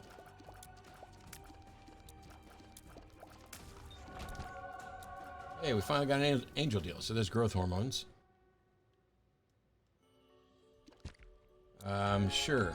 I'll take all of that stuff. And we'll go ahead and do the fight.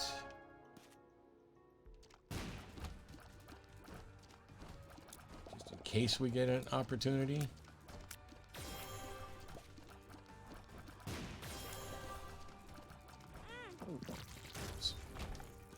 All right.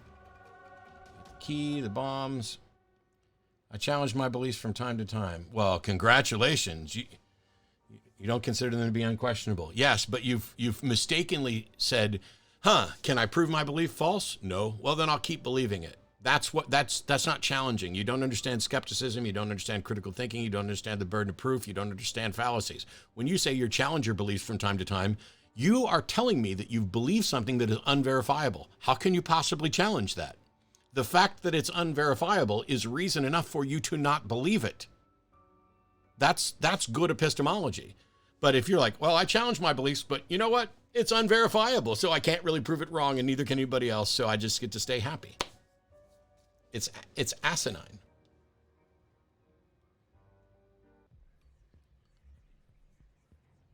One more room clear, and we'll have recharged this, but we also have the D6020. Effect. We come back for world. Is there anything we need to re-roll?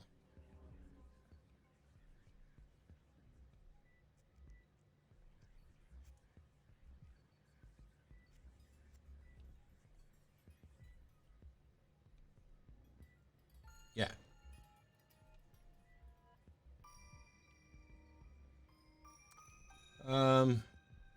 Maybe we do this room?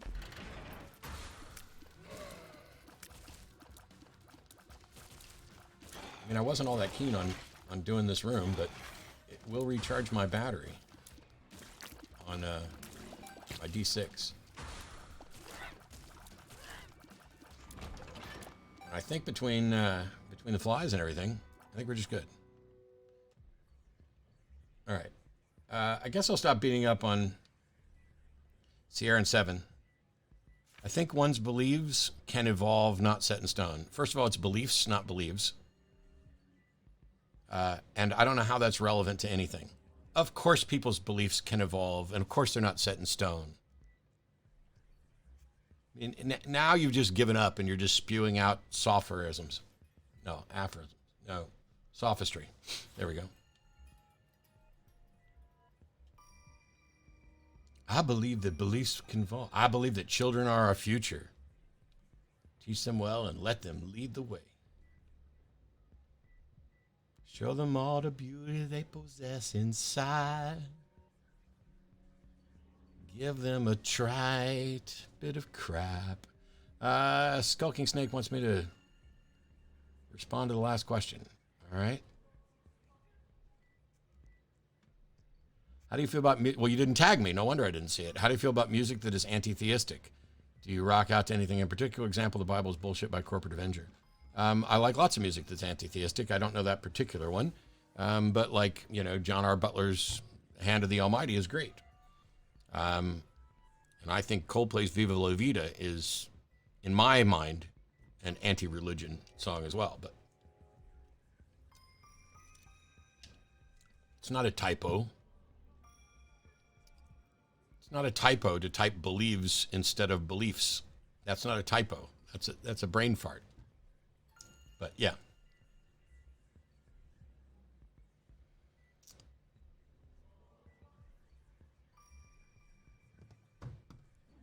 I believe I can fly. You have given up. You haven't pissed me off. You haven't pissed me off at all. What you've done is made me sad for you. But you don't piss me off. I'm desperately trying to get you to understand that you're sitting here saying you believe things that are unverifiable. You challenge things, and when you can't prove them wrong, as long as they make you happy, you continue to believe them. That's a problem. Do I stream Magic like Magic the Gathering, or Magic like, you know, doing tricks? Because I don't play Magic the Gathering as much at all anymore. It's not a brain fart, it's autocorrect. Bullshit.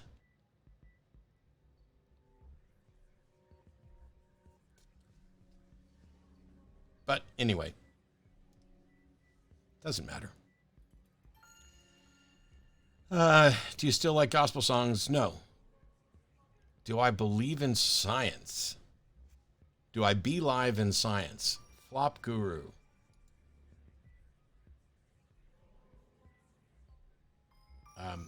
I accept the findings of science tentatively as the best current explanation of events. That's, yeah.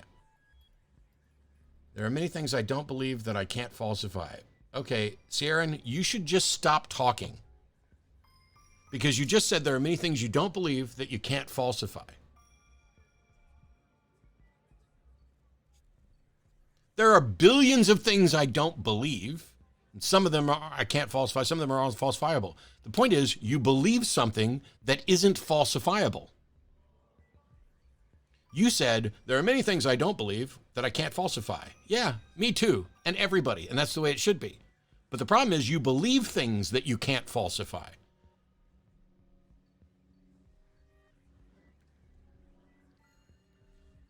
Okay. C'est la vie. What do we got in here? I got plenty of money. Let's... Wait, is that chocolate milk? So...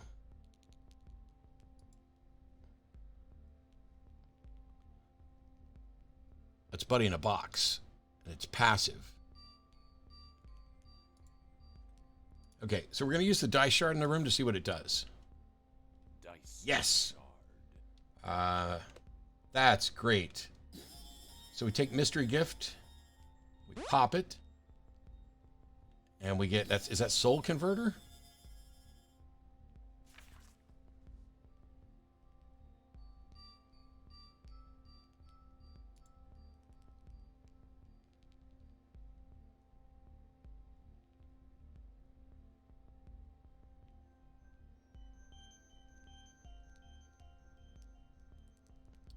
When used, converts one soul or black heart into a red heart container. This item will take from your soul hearts for its converter now costs one soul heart to use, previously cost 2. So that does nothing for me right now.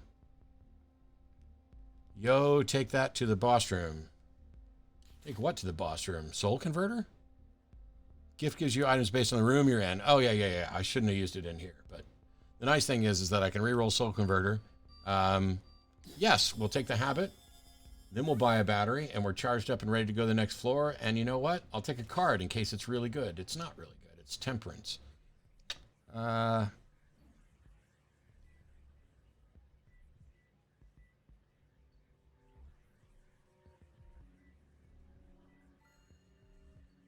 on.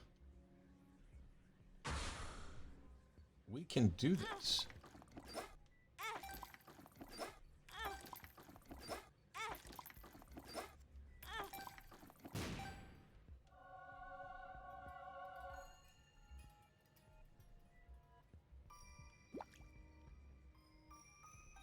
Okay.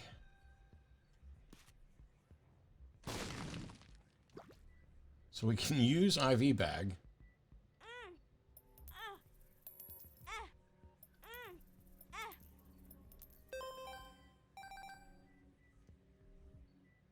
I want to see where there's other hearts in this vehicle, in this room. Doesn't look like I have hearts anywhere else. All right, so I don't want to burn through this like crazy, especially without any soul hearts to kind of cover me up. But we'll hit it a couple more times, and then we'll re-roll it to get knockout drops. Nice. Let's see. Yeah, I should have taken it to the boss room.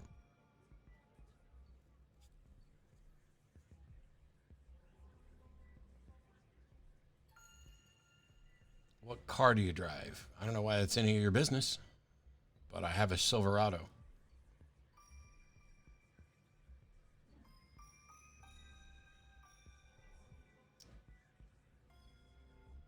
I believe in Ronnie O'Sullivan. I believe in Ronnie O'Sullivan too. Do you ever play Dungeons and Dragons? Not anymore.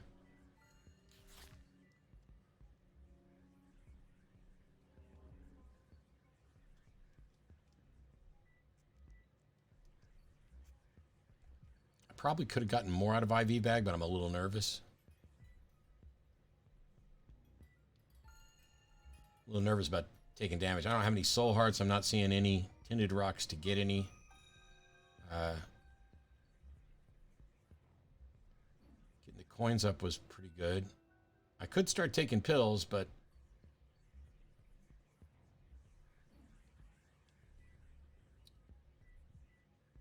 I think it's time to go down the next floor.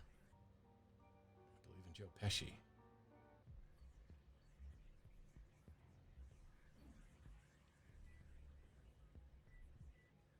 Avid D&D hater. Okay. I don't know why you would hate on something. I mean, I get, it's not my thing. Can we hate on hating?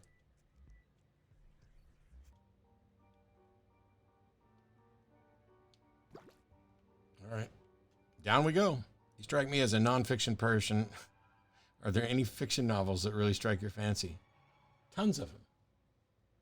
I've even reread some series and talked about it many times. As a matter of fact, I did a reading list in a video a month ago, and I made sure that I included fiction books as well and talked about what my favorite fictions are.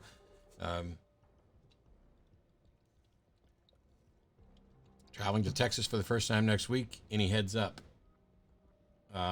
Well, Texas is huge, so it depends on where you're going.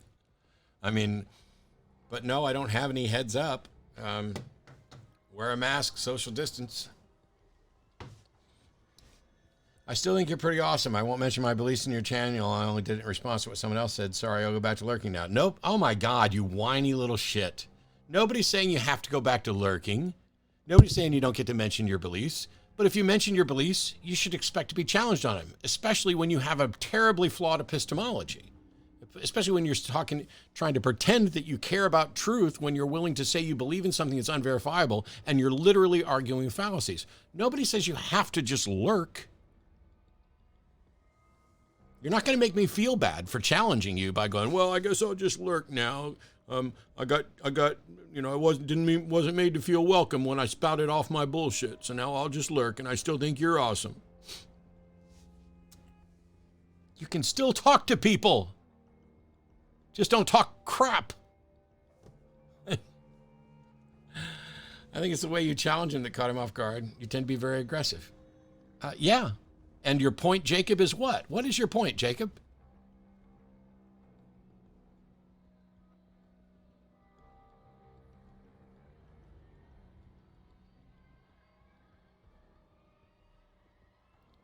If somebody's brand new, you should expect that of these people. They don't know you very well. No. Sierran thinks I'm pretty awesome. I don't think Sierran was at all surprised by me responding aggressively to bullshit. But how about you shouldn't be telling me what I should do on my Twitch channel? If you don't like it, you can leave.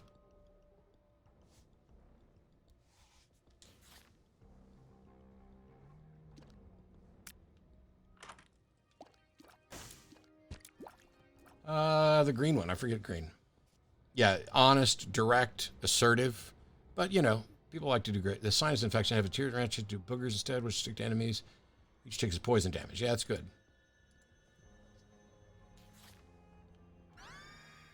Yes, it's good. I just like to double check because there's so many things now and some things look like other things.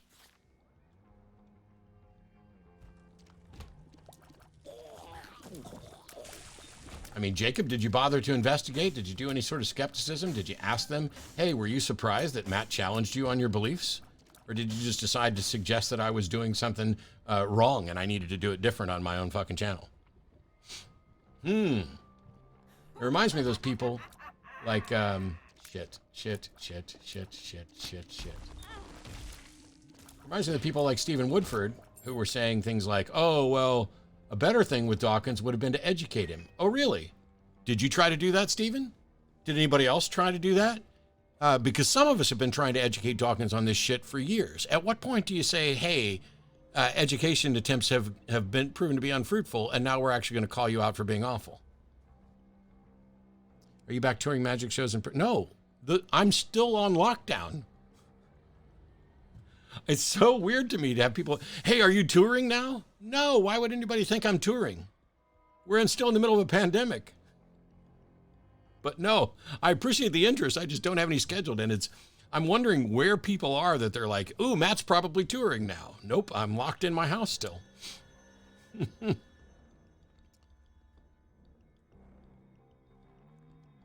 Matt seems to be the kind of person that is passionately emotional, especially when he gets into speaking things into that. Yeah, I'm not going to allow people to speak bullshit in my channel.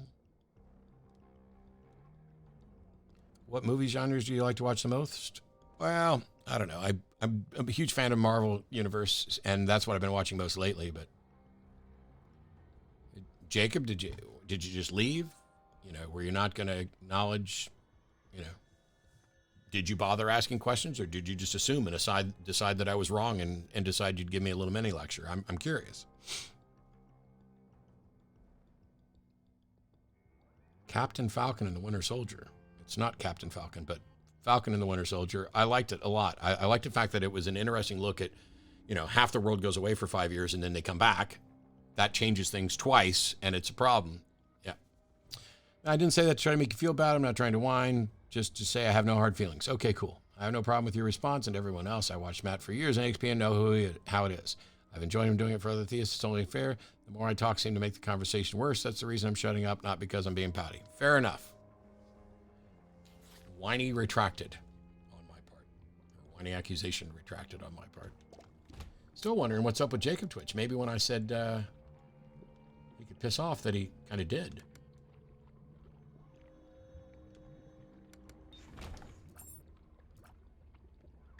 I don't know.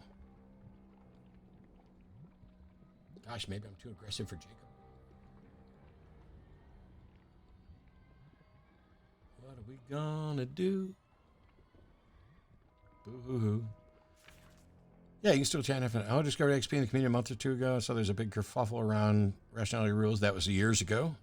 It's a very questionable video. Are you guys still on speaking terms? I'm still on speaking terms with him. Also, I'm out to drive to New Hampshire, so I probably shouldn't talk and drive. Definitely don't. Please be safe. While I think your epistemology is horribly flawed, I would prefer that you live and continue to talk and interact. I don't want anybody getting hurt.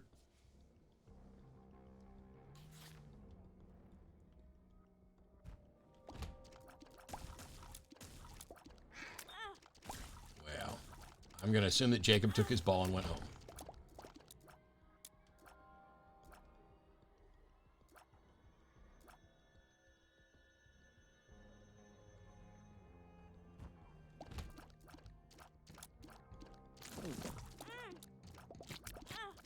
Wow. This second Curse of Darkness is really awful. Have you read Lamb the Gospel according to Biff's Christ's Childhood Pal? Have you ever read Lamb the Gospel according to Biff Christ's Childhood Pal? I have no idea what the hell that is.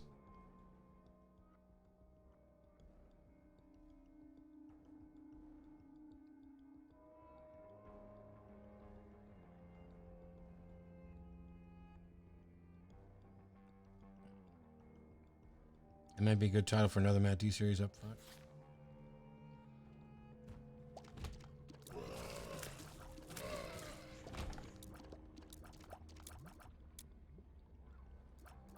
Oh my God, another one?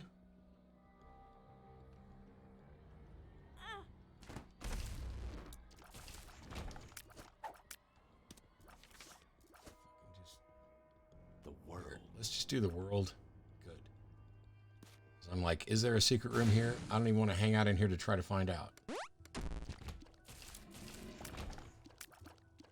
We need health and preferably some soul hearts because we've lost all hope of getting a devil deal ever.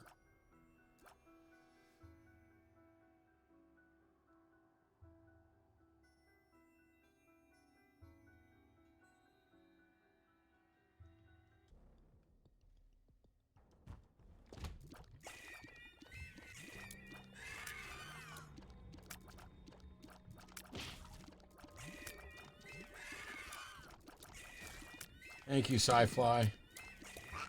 Keeping me from dying from the jackass over there that's just spewing out spectral tears all over. Hey, we got another library.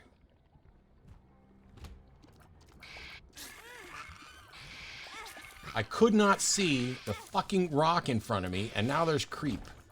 Jesus. I don't want whipworm. Or maybe I do.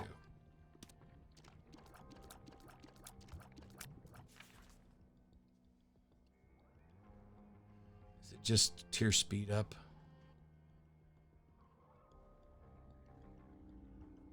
Yeah, I'll take whipworm.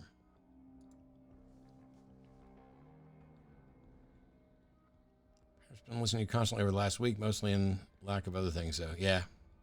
Did you ever get your shell back? No. Is that much a difference between telling someone they're using ableist language and them being ableist? Yes. I don't think that's a real distinction that's meaningful. I do. It's the difference between saying you said something racist and you are a racist. It's the difference between saying you said something transphobic and you are transphobic. Dawkins posted something that is transphobic. That doesn't mean that he is a transphobe. There's a distinction there because somebody could say something that isn't representative of who they are, that was a result of some ignorance or confusion or whatever else, and not active bigotry. It's the difference between implicit racism and explicit racism, or implicit bigotry and explicit bigotry. So yeah, I think there's a little bit of difference in saying someone is using ableist language and someone is, well, all right, they're being ableist. Let me reread your thing, Big Lundy, because I don't think there's a difference between using ableist language and being ableist. There's a difference between being an ableist. There you go. But it's a distinction kind of worth it. Yeah. It also changes how things are heard. Because if somebody doesn't view themselves as a bigot towards a particular group, and you say, hey, what you said was insensitive to that group, then you're more likely to get a correction and an understanding than, wow, you hate ableist, or you hate disabled people, or whatever. You hate trans people. You don't get quite as far that way. But, sorry, God.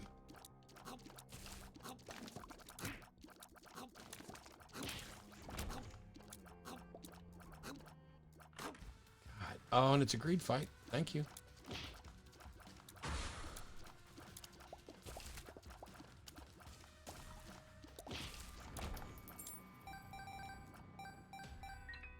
Okay, maybe we shouldn't have used...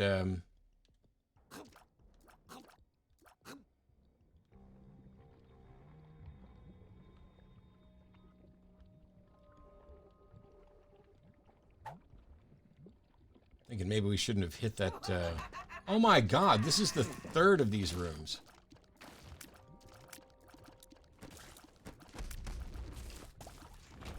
This one's got mini pins in it. Please stop giving me those rooms. Can you stop giving me these rooms too? I really thought we were going to get a proper library.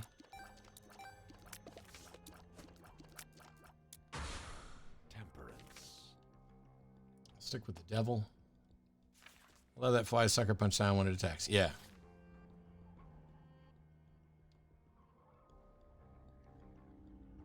You're being transphobic, not distinct from you're using transphobic language. Correct. That's different though from you are a transphobe.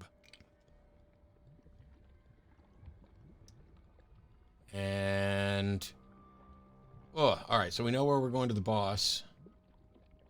What was in our item room?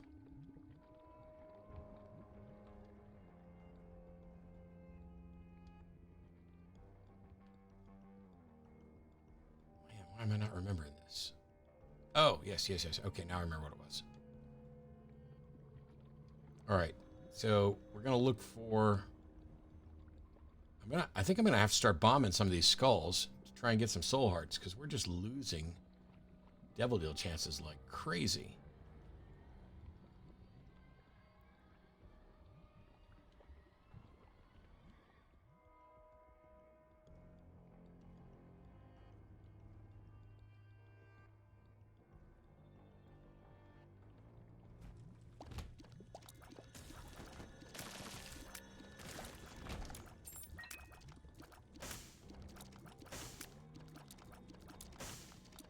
Yes, 49 minutes game time into a run that's 2 hours long on the first run, all because of, hey, we had some fun conversations, though. Off to get lunch, some gameplay, cool. The thread you're responding to started with a question I asked you. Not sure if you saw it. People in the autism community say you're ableist if you refer to yourself as having Asperger's rather than autism. They like to mind read and say that's you saying I'm not like those autistic people. Also, Hans Asperger was a Nazi. I responded that we'd have to change the name of lots of medical conditions because the people they're named after did horrible things. Correct.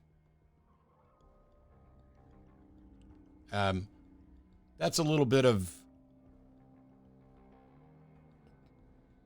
hyper defensiveness on some people's part. I don't know. I'm not going to dig in on it. Angel wins for the room. Angel wins for the win.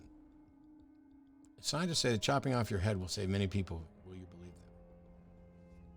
Flop Guru.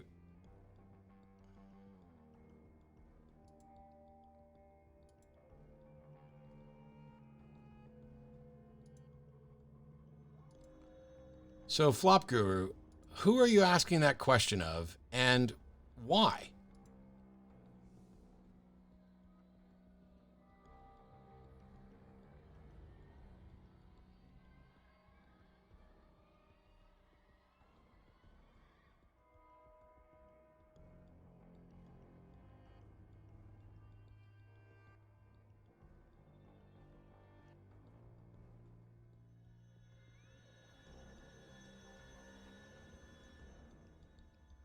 What do you mean on whose part mine or theirs? I think the people who... I'm in agreement with you, I think.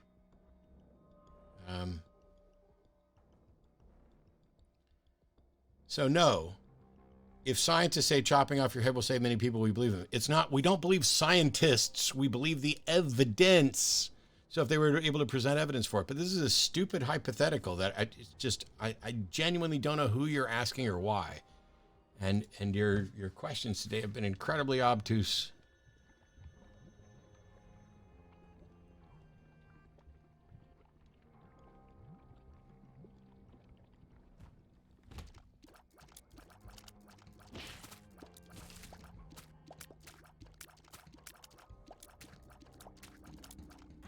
Oh my God.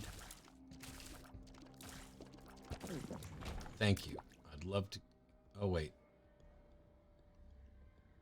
That's the faded thing.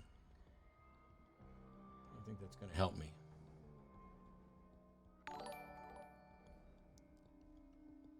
Thanks for the tip, Northern Spike. Hooray. Hooray for Captain Spaulding. African Explorer. So sick of Curse of Darkness. Got lots of bombs. Let's blow these up. See if maybe I get lucky. Nope.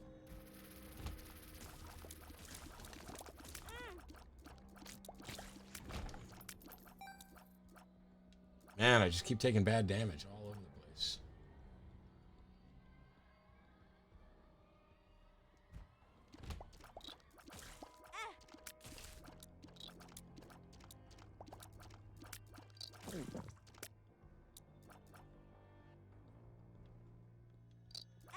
Oh my God, I didn't even see that. I thought everything was dead.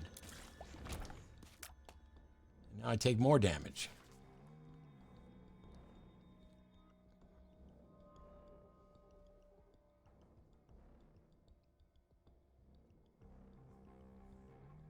What's the next show you'll be on? Atheist Experience tomorrow, and then The Line tomorrow night after that.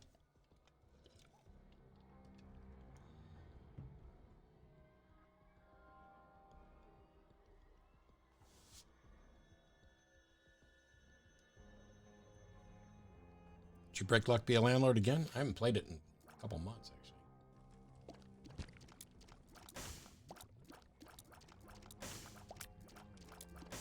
Look, there's health there that I can't get to. Until I do that.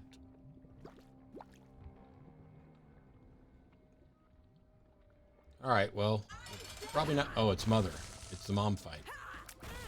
Wow, and it's Red Mom. So, thanks for nothing.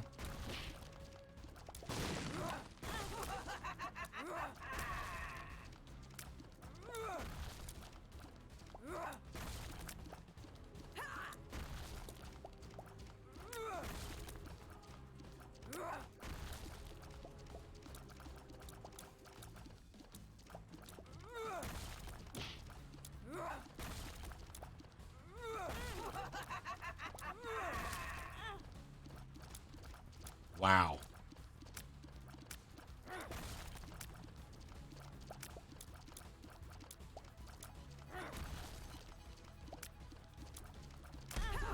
Bullshit.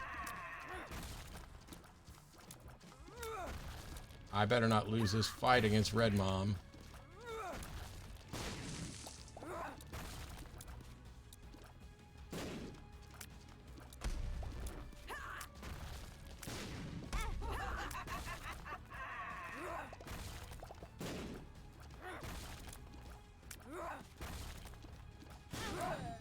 I died to my own fucking bomb because my minion brought it with me.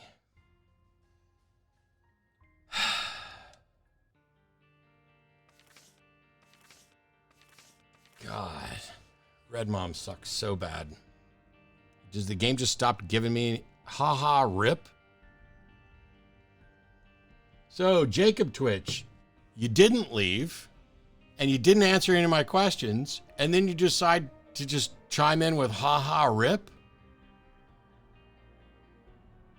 Were you ever planning on answering your attacks on me? Or are you just a douche that I need to ban?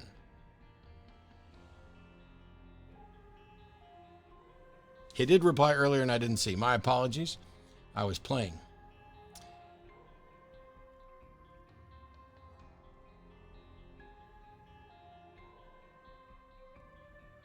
There we go. Sorry about that. I understand why you do these things the way you do them and it works. It's not always a fan of superheated attention, but I won't tell you how to do it. Otherwise, yeah. Okay.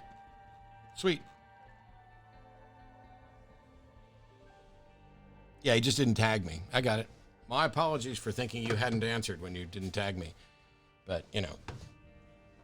Haha, rip. Well, good job.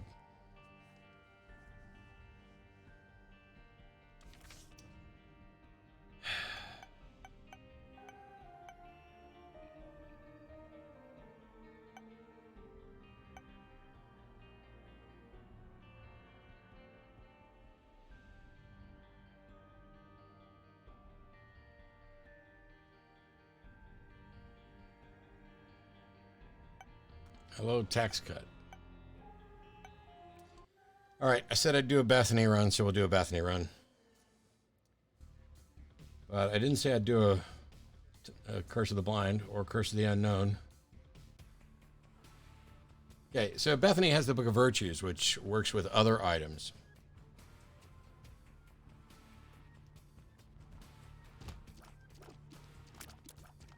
She can't use soul hearts.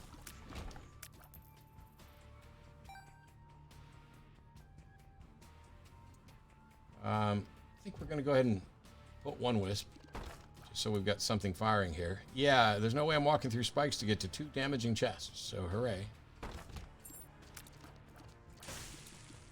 Wow, my wisp died already.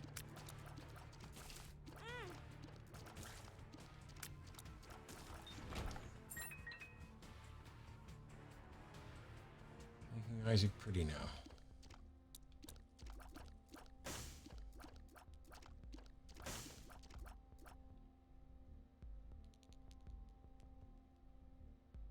I need that. I don't have bombs. I think that's the best item for me to get. Aha is an emote in Twitch extension that looks like a face in pain. There we go. Why isn't it popping up then? Then I'll extend even further apologies to you there, Jacob Twitch. Although, to be fair, yes, each character has different powers and everything else.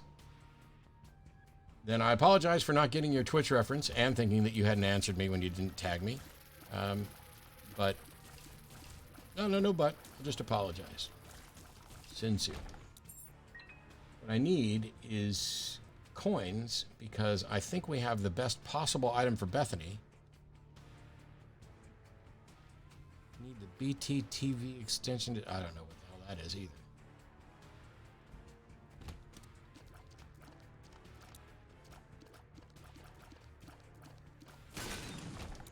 Damn it. No problem, Jacob. I got it. It's hard for me to tell what people are... Wow, that was lucky. I'll take the flies. I need coins badly. Actually, that's a good attack fly. It's a dumb emote on Twitch. It's fine. but from what I saw, it was like, God, yeah, after not answering the question, it looks like you're just fucking making fun of me, which was douchey. And then now I understand it better. Hang on, this is not. There are two flies that look very, very similar. One is Distant Admiration, and that's not this. This one is Forever Alone. An orbiting fly which deals 2 contact damage per tick.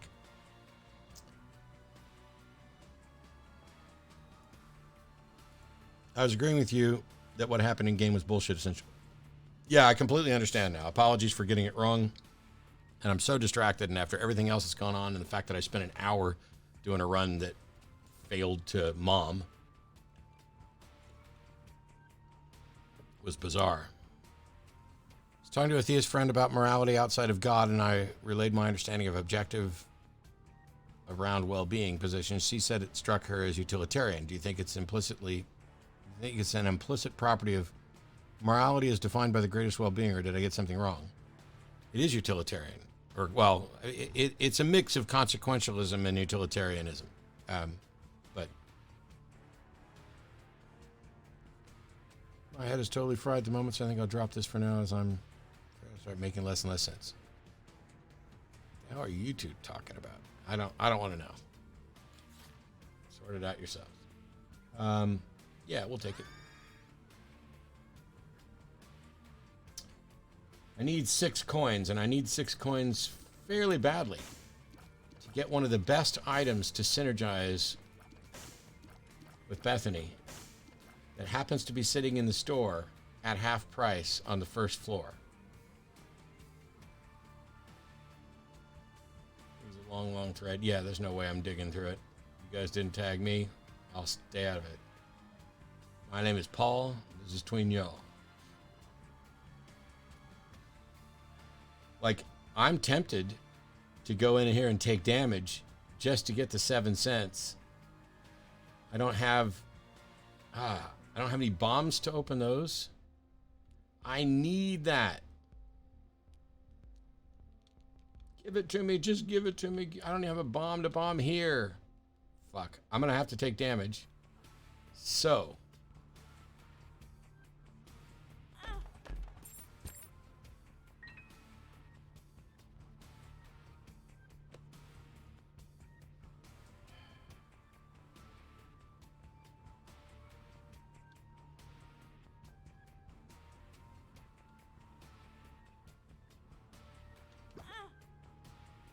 That didn't work.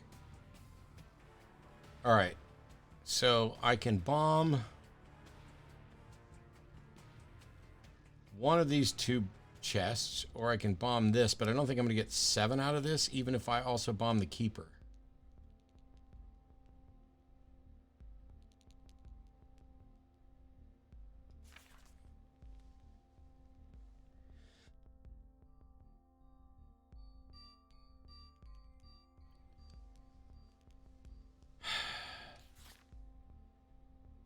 I don't think it's likely that I'm going to get 7 out of this.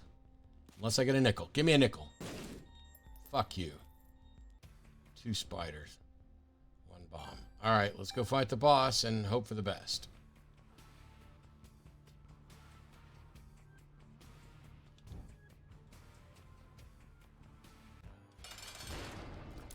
Hooray. Crappy boss.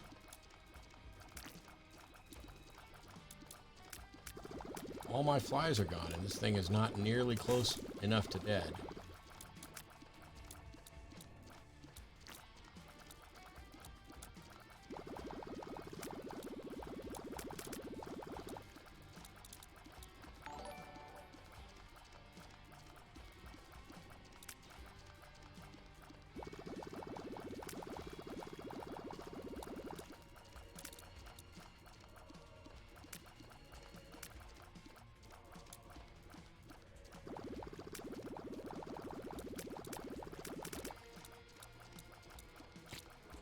Please give me something. I'll take the hit point up. That. No bombs, no keys.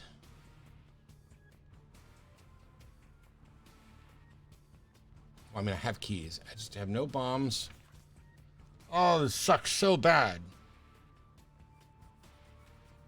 Yeah, it's a Pulp Fiction quote. When it comes to moral dilemmas like trolley problems and such, how do you personally solve it or come to a decision? That's the purpose of the trolley. There's no way to answer that. Every one of them is different. And it's to expose the subjective aspects of this and what you value. It's not like there's a solution to the trolley problem.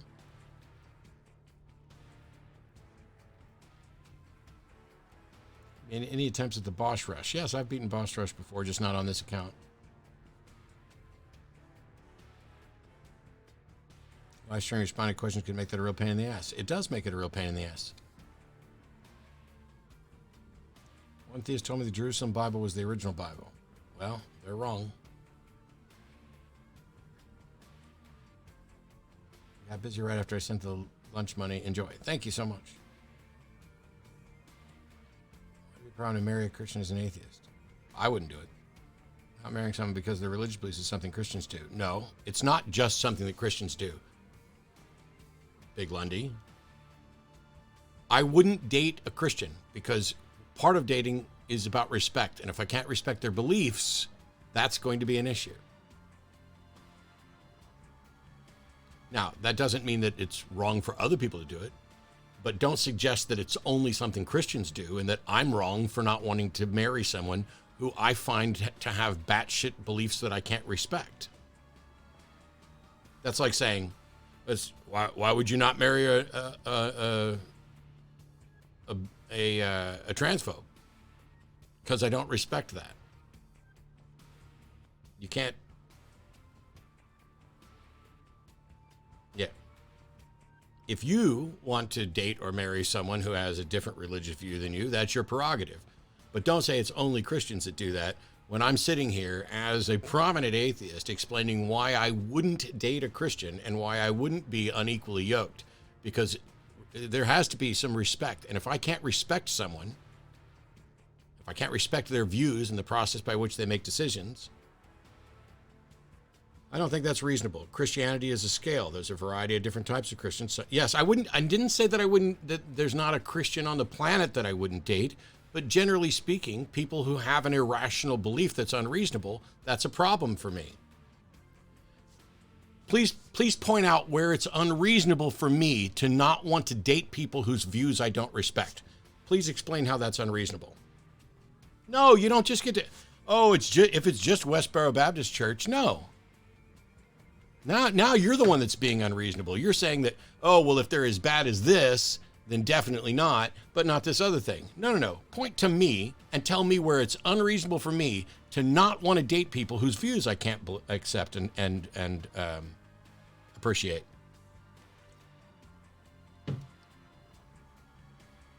Every type of Christian believes in bullshit to varying degrees. Now, every person believes in bullshit to varying degrees. So there's probably some Christian out there who maybe it's not that important to them.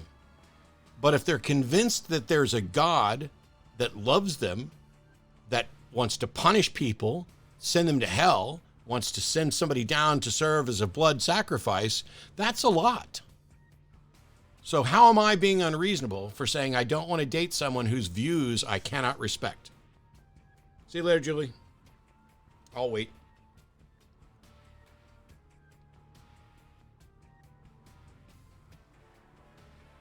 It depends on those views. Simple Christianity seems rather overly reductive to base whether or not... You literally said nothing. You don't get to say that I'm being unreasonable and then just repeat what you've said and add nothing. Make your case for why it's unreasonable for me to not want to date someone whose beliefs I cannot respect. And meanwhile, is there a version of Christianity that doesn't believe in the supernatural? Because I'm not aware of any version of that. And I can't respect people who believe in the supernatural. I can't respect people who think that there's a Jesus who died for people's sins through some sort of blood substitutionary atonement, that we're all born sinful and wrong, that we're born fallen and in need of salvation. None of those are beliefs I can respect, and all of those are core to Christianity. Please show me where I'm being unreasonable.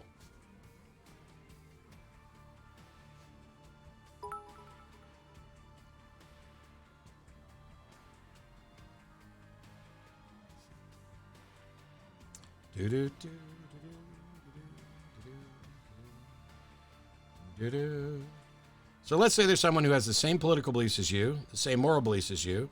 They're progressive, then they're not Christians. They're perfectly acceptable in every substantive way, but they're also a non-denominational Christian. You've just defined someone who doesn't exist. You've just defined a fictional person. There isn't a non-denominational Christian who's the same political and moral beliefs I do, because Christianity by necessity requires that people are born into sin and in need of salvation through supernatural means. That's what Christianity is.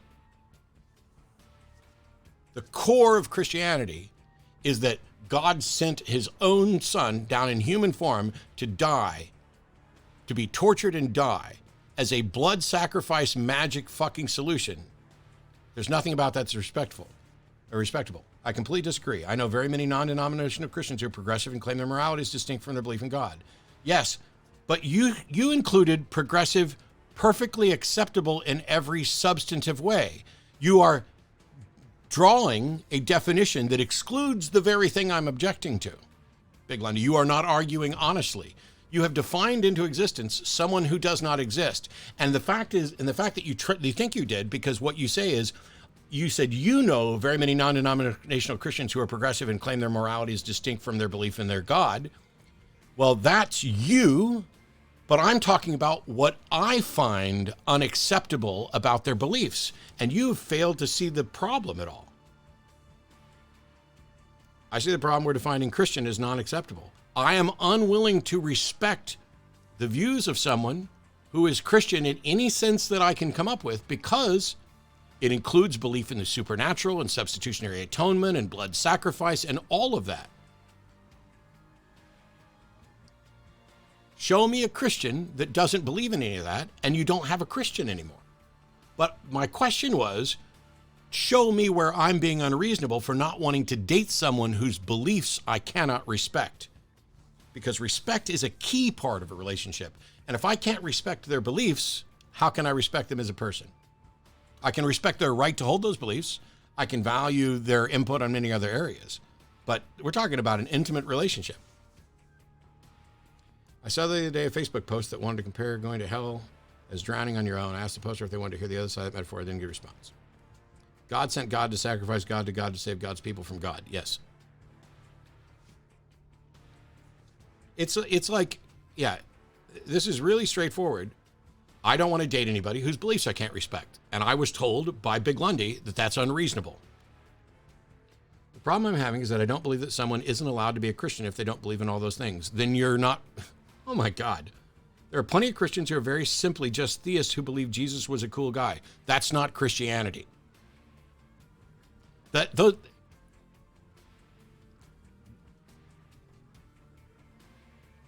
didn't say I couldn't be friends with him. I've repeatedly asked you this question, and you have failed at every opportunity to actually address the question I've asked. So I'm going to ask one more time. I said I don't want to date people whose views, beliefs I can't stop. I said I don't want to date people whose beliefs I can't respect. And you said that was unreasonable. Make your case or retract it. Someone calls them a Christian, you don't have the valid ability to tell them, no, you're not. I don't get to define what is or isn't a true Christian, but Christians have. And if you have a Christian that doesn't believe in the supernatural, doesn't believe there's a God, doesn't believe that there's sin, you don't have anything. There's nothing left that you can identify as Christian. Yeah. What Big Lundy's saying is we should be okay with cherry pickers. Yes, and I'm not okay with cherry pickers either. But for the final time, I said I wouldn't date someone whose beliefs I didn't respect, and you called me unreasonable.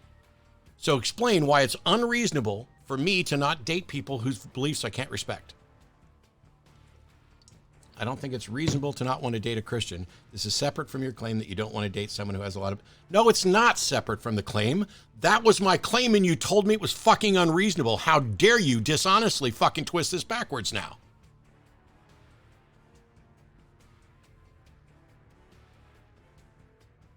You've defined a fictional Christian into being.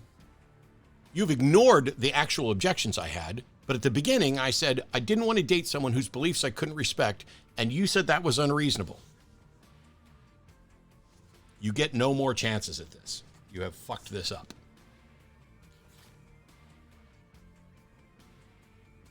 Thanks to the Twitch Prime subscription.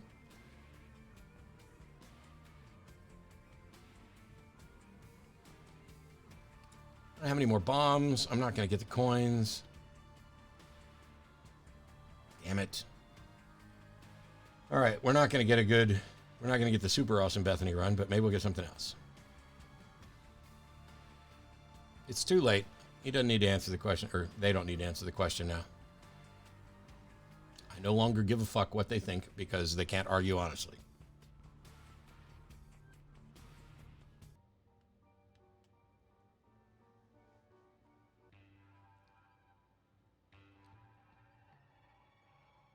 Wise Christian and I'm an atheist, and we agreed not to discuss it for the sake of our marriage. Yeah.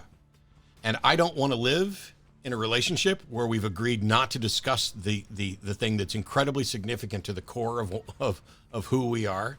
But if you want to do it, that's fine. And I said that from the get-go. I'm not talking about why anybody else should do it.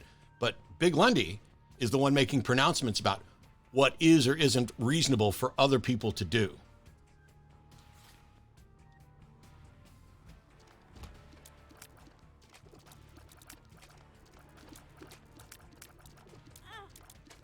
This is terrible.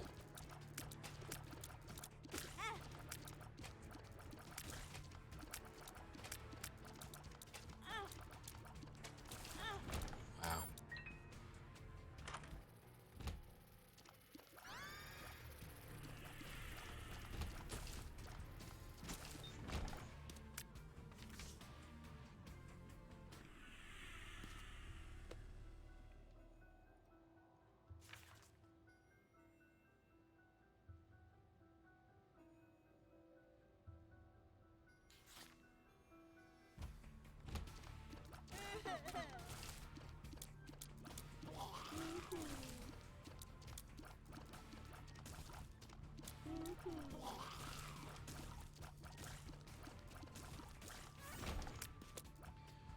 For the record, I'm going to run down and get a drink real quick and a little snack. And we may end up restarting this run. But in case it hasn't been clear to people, if you're going to come in and spout bullshit beliefs, you better be willing to defend them. And if you're going to come in and claim that my position is unreasonable, you better be ready to defend them. And you better bring an A game. Daddy ain't playing.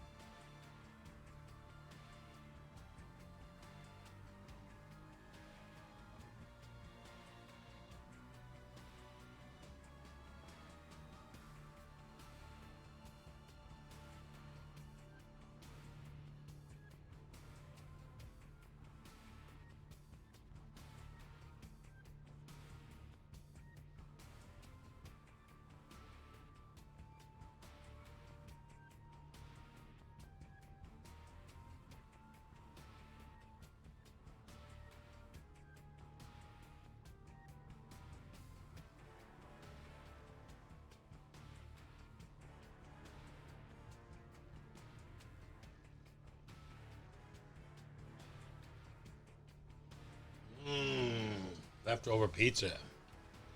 By the way, everybody is always welcome to tell me when they think I'm being unreasonable. It's just, you better be willing to make a case on it. And there's certain ways to argue. But anyway.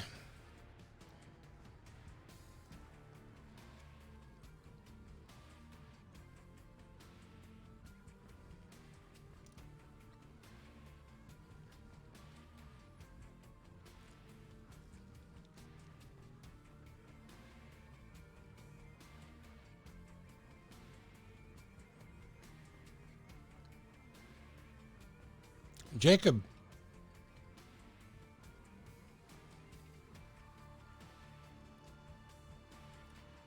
Are you still talking to Lundy? Because I don't see Lundy replying to you, which is weird.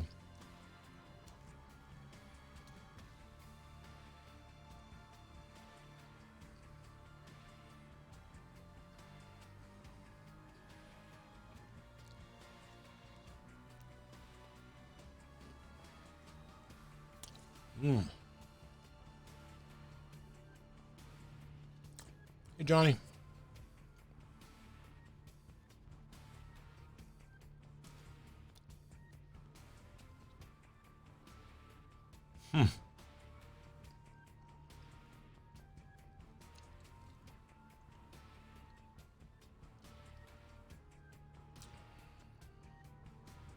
Yeah. I don't ever tell someone that they're unreasonable or their position is unreasonable unless I can actually defend it and defend it honestly and straightforward. But it's fine. Unrelated, I've been trying to lose weight and you've done a great thing. I'm counting calories, but do you have any other tips? I'm not the person to ask there, Dr. Boson. I probably lost most of the weight because I was, I'm drinking iced tea. I'm type 2 diabetic and it was going untreated and my pancreas was pretty much just dying, which turned me into a type 1 diabetic, and you'll notice that type 1 diabetics are thinner. And so I lost a lot because my body was probably cannibalizing itself quite a bit.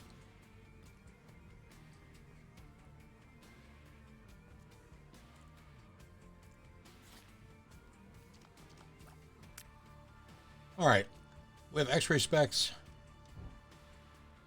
I'm not getting my thing.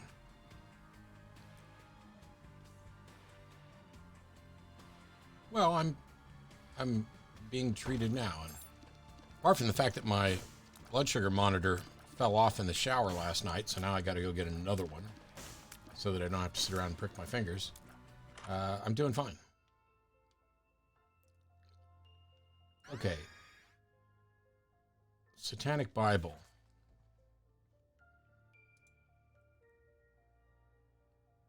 Gives me a black heart. Holy crap. I think we just found something that's potentially really good.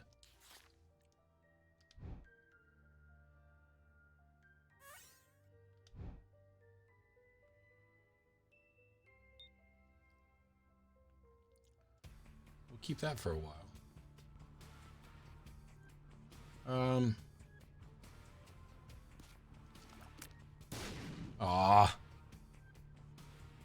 Thought I could get the bomb behind it and blast it out. Now I have to come back later. All right, let me make sure whoops, I'm on the wrong screen, so I can't see chat. Have you beaten this one yet? I don't know what you mean, beaten this one. It's a roguelite. You just play it over and over again. I've beaten it to various bosses at different times. Yeah, beating this game does mean like 500 different things. There's so many things to unlock and everything else. See you later, soul removal.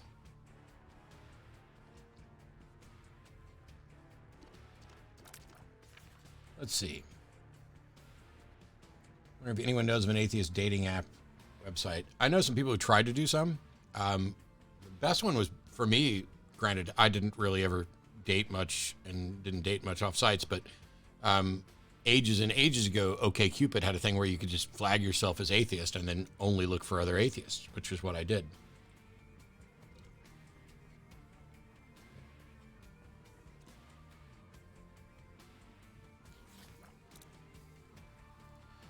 Yeah, I get that, Sierra. And that may not be the case, though, because I've dated some atheists who were awful. Wow, I got 2 chariot cards?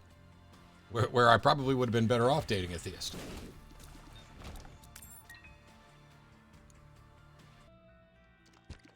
Nice. Okay. One more room, we can get another Satanic Bible. Blackheart.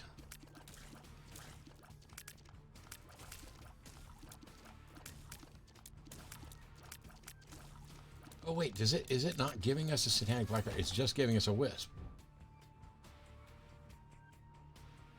Ah. Yeah, so Satanic Bible isn't quite as good as I thought. Whoa, get in the corner. That was ugly. All right. Oh, we didn't go in the store.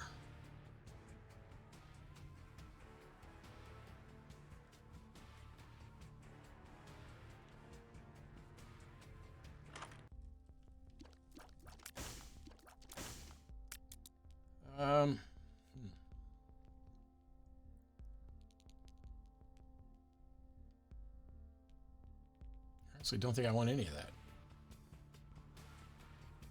Keep the chariot card.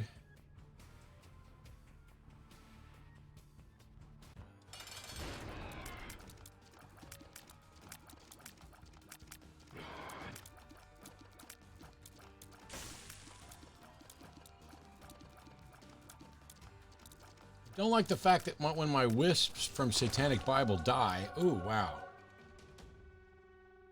This is, okay, this is weird. I need to screenshot this, I think. So I got an angel deal, but I also got goat head, which guarantees me a devil deal if I take it. So we do the angel deal first. We'll take scapula. We're not going to bomb that, but...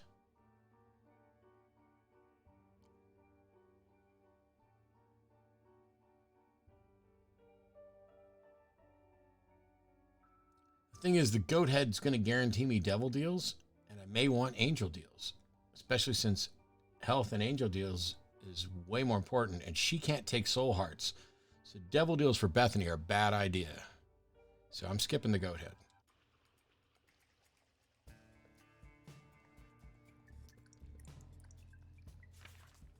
I would tend to have a few questions when I'm approached by theists, like, I'm an atheist, what are you expecting out of this? Well, I will say that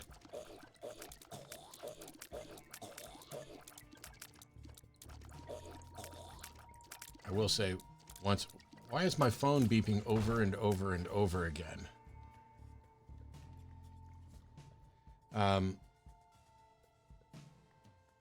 Somebody's views on religion aren't necessarily the first thing that I ever asked about when I was dating them. Normally I knew, though.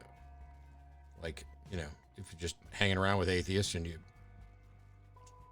start developing feelings, then you just go.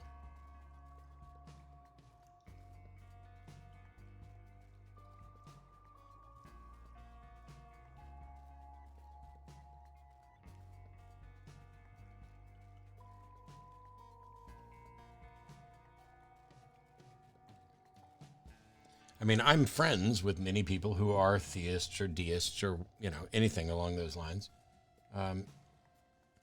There's a difference between being friends with and being in a serious, romantic, committed partnership. Okay, there we go.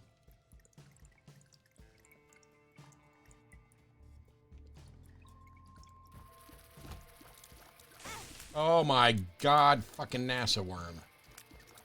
Just ate one of my Satanic Bible charges.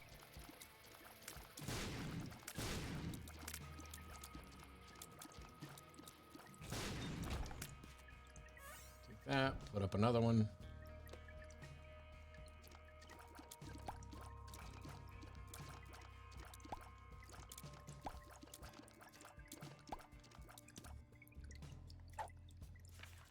God telling Israelites to mark the door with lamb blood so that children won't die, and scientists telling people to vaccinate against virus.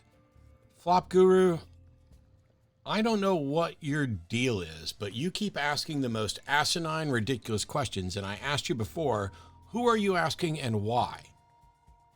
Are you kidding? What's the difference between a storybook that talks about God coming down to kill firstborn and you should wipe the door with lamb and a vaccine against a global pandemic? I mean,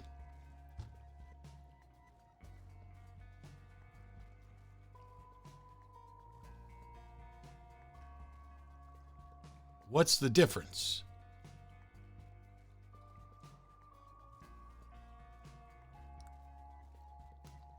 Let me ask you this, Flop Guru. Do you think the pandemic is real?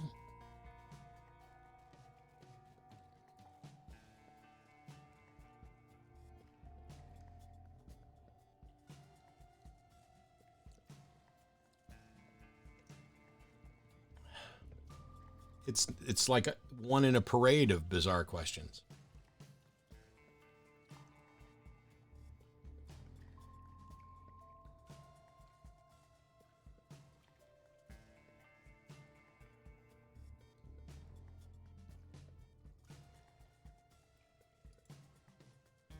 I mean, Flop Guru has posted a total of 6 messages, one back in September, and then today it's, do you believe, oops.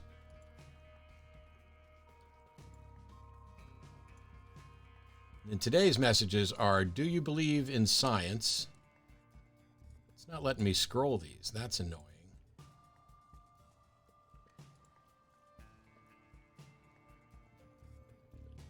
Do you believe in science? Do you believe there's no tracker of any sort attached to the Chinese rocket that's about to re-enter the Earth's atmosphere? If science has said chopping off your head will save many people, we believe them. What's the difference between God telling... I think you've stumbled into perhaps the wrong channel there, Flop Guru.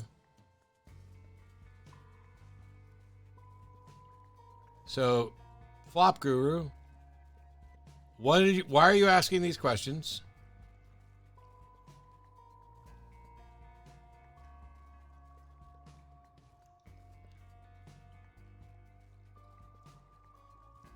You got like 10 seconds. 10 seconds to prove you deserve to stay here, or I'm just going to ban you.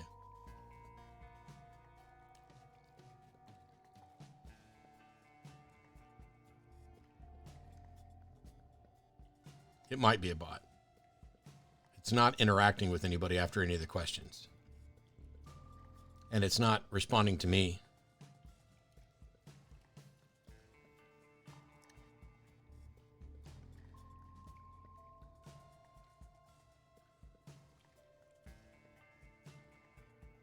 I don't think he asked about whether COVID was real. Yeah, that was somebody else. But the Israelite babies were spared, weren't they? No. No. It's a story.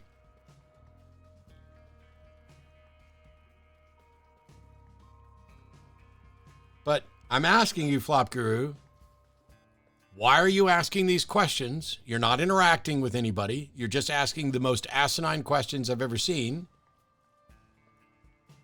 Please justify your continued presence in my channel.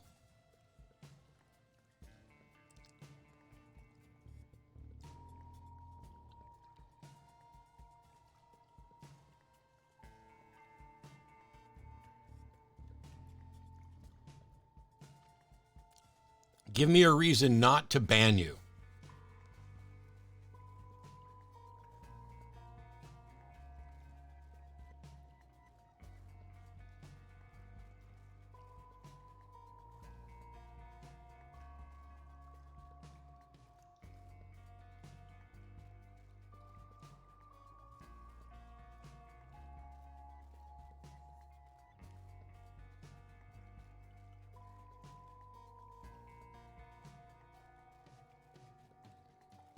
Yeah. Hurtlock, that's fucking hilarious, actually. Okay, well, since you didn't give me absolutely anything at all to work with, welcome to ban there, Flop Guru, just as soon as I find your... Won't be vaccination. Welcome to ban.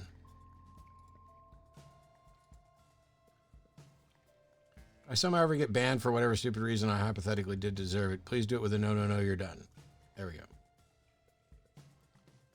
Hypothetical new viewer to your YouTube channel. You have to direct them to the first video they watch. Which video would you point them towards? Might need separate answers for a theist versus an atheist viewer. Yeah, there might be separate answers for a lot of it.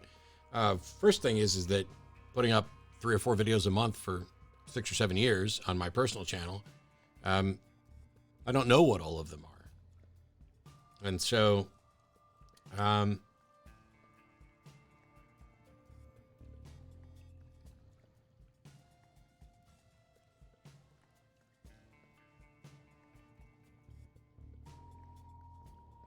I don't know. I mean, the first one there with the Pascal's wager is one, you know, that I put time into, and it's kind of nice, but it depends on what their sticking point is. You know, are they confused on the definition of atheist or agnostic? Are they concerned about the labels? Because I have a video up there about what labels and what you call yourself. Are they worried about primarily morality? Then I would direct them to those. There's not one answer for this. Yeah, I can't come up with an answer. Sorry. All right.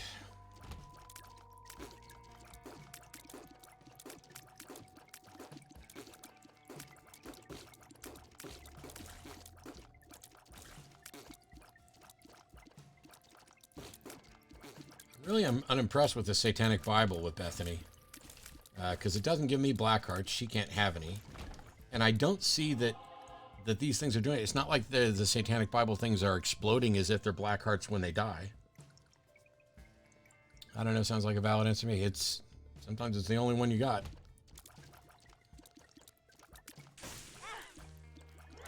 Oh my God.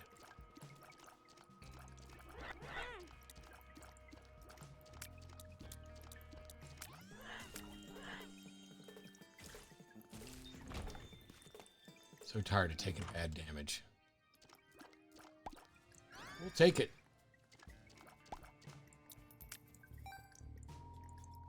If for no other reason than it recharges really quickly. And, oh, does this not give me wisps?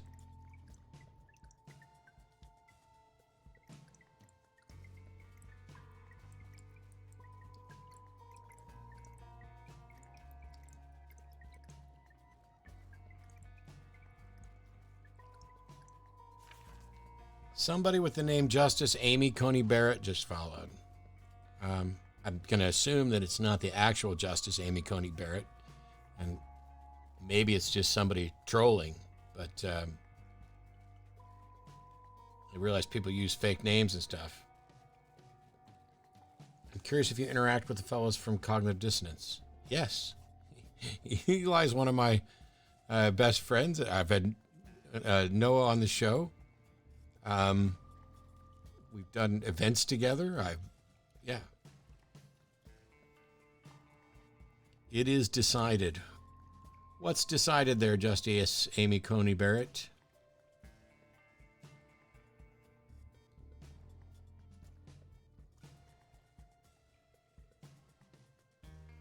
Anything and everything you can think of. I can think of banning you as a potential troll.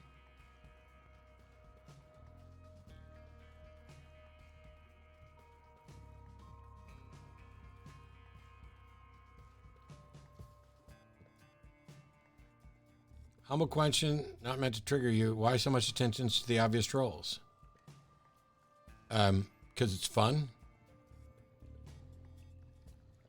Why so much attention to the obvious trolls? Well, first of all, an obvious troll isn't necessarily obvious. I don't get to just assume that somebody's a troll. But I don't want people coming in to disrupt the channel, be dicks to people. How much attention should I pay? Should I let them run wild in the chat? Just ignore them and let them turn this place into a shithole? Why not pay more attention to you? Well, I mean, you've only been here for a month, so, but I'm happy to pay attention. Cogdis isn't Puzzle and Thorns. Oh, Cogdis is Thomas Cecil from Chicago. God damn it. Thank you so much, Dargendorp. And yes, I apologize. I haven't done anything with Thomas Cecil in years. But yeah, man, thank you. I fucking hate when I get that shit wrong. I think he's saying just ban them. I don't want to ban somebody. So somebody came in with a really shitty name, but it's a name they had to get changed to because they lost a bet. But I'm trying to figure out what Johnny Ringo thinks is too much attention. I mean, all I saw was Justice Amy Coney Barrett is followed, and then they said something, and now I'm trying to figure out why the hell they're here. How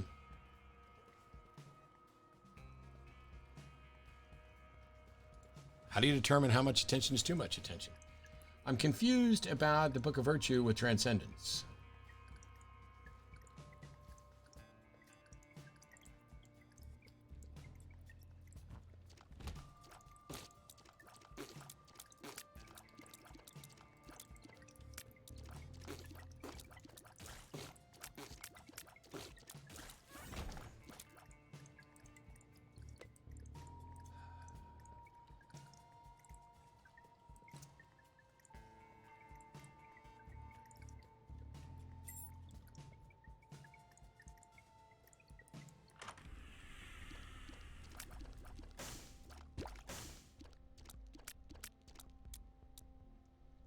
really don't know what to do here, because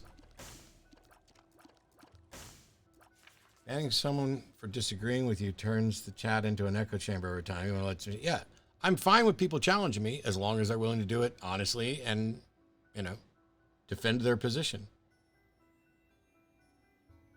My last collab with Cogdis was 2016. Dark Interrupt, you are way too awesome, and thank you for correcting me. Let me find out what's up with Transcendence.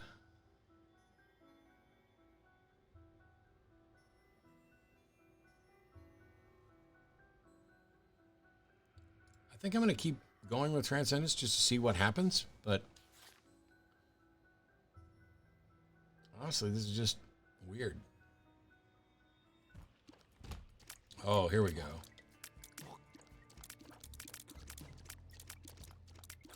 Aha! That's what Transcendence does. It captures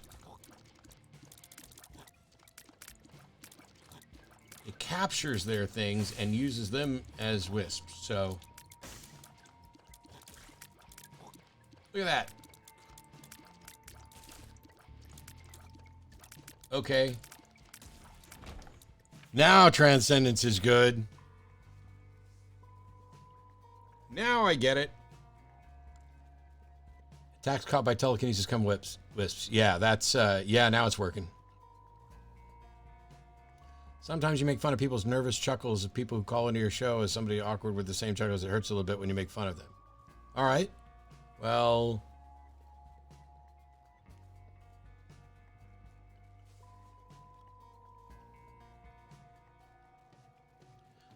I need an example, because I don't ever remember consciously picking on someone just for a nervous chuckle. I mean, sometimes.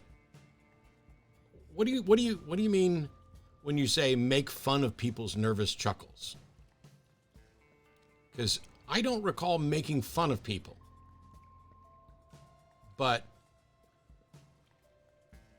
if I have, I'll work on correcting everything else. It's just that I'm not completely sure I know what you mean by sometimes I make fun of people's nervous chuckles, because I can't recall a time where I ever made fun of someone for a nervous chuckle. It doesn't seem consistent. And so I'm wondering if I do something else and you're interpreting that or presenting it as me making fun of them.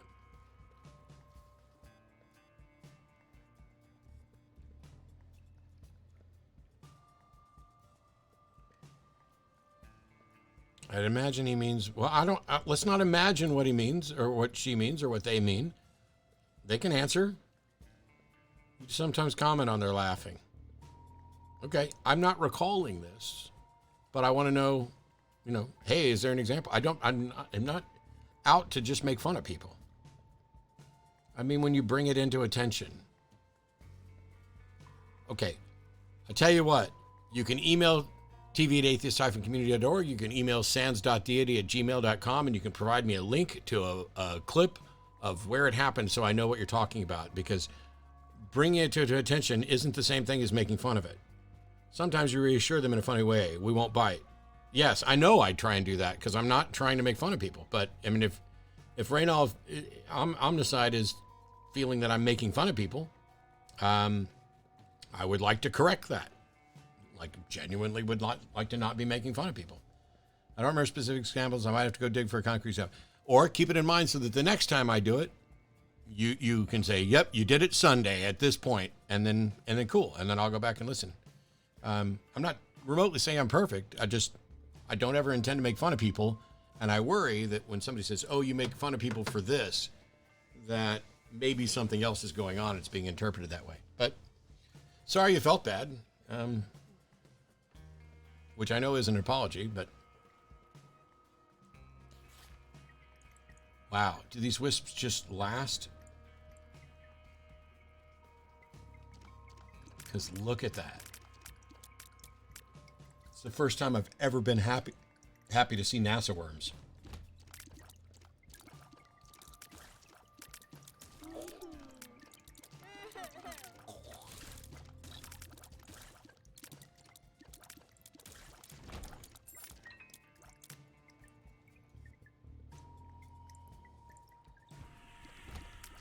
Uh-oh.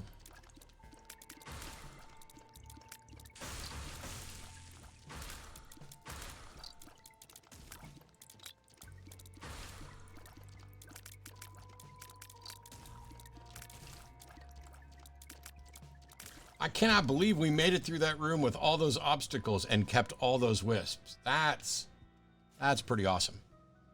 Quick question. Realizing the burden of proof is on the one making the God claim. It's on the one making the claim, not just God claim. In your opinion, is there any evidence that there are no gods? Or is there only a lack of evidence for gods? I don't believe that. Sure. Probably the most common argument, which I've talked about before, is the argument from Divine Hiddenness. Basically, for various God things, when you define a God and give it properties, those properties have certain characteristics that entail something apparent in the world. Kind of like saying, I killed someone and stuffed the body in my trunk last night. If we go out to your trunk and we don't find a body, we don't find blood, we don't find any of this, that is a lack of evidence where evidence would be expected. And so it is evidence against the claim. It's not just a lack of evidence for the claim, it is actually evidence against it. This book, God the Failed Hypothesis by Vic Stinger, who's deceased, he made a really, really good point, because often we'll say absence of evidence isn't evidence of absence. The fact that there isn't evidence for something doesn't mean that it's not true. But Vic brilliantly, and I've agreed since even before he said so, and I'm happy he did this, pointed out that absence of evidence where evidence would be expected is evidence of absence. And so that's the body in the trunk example.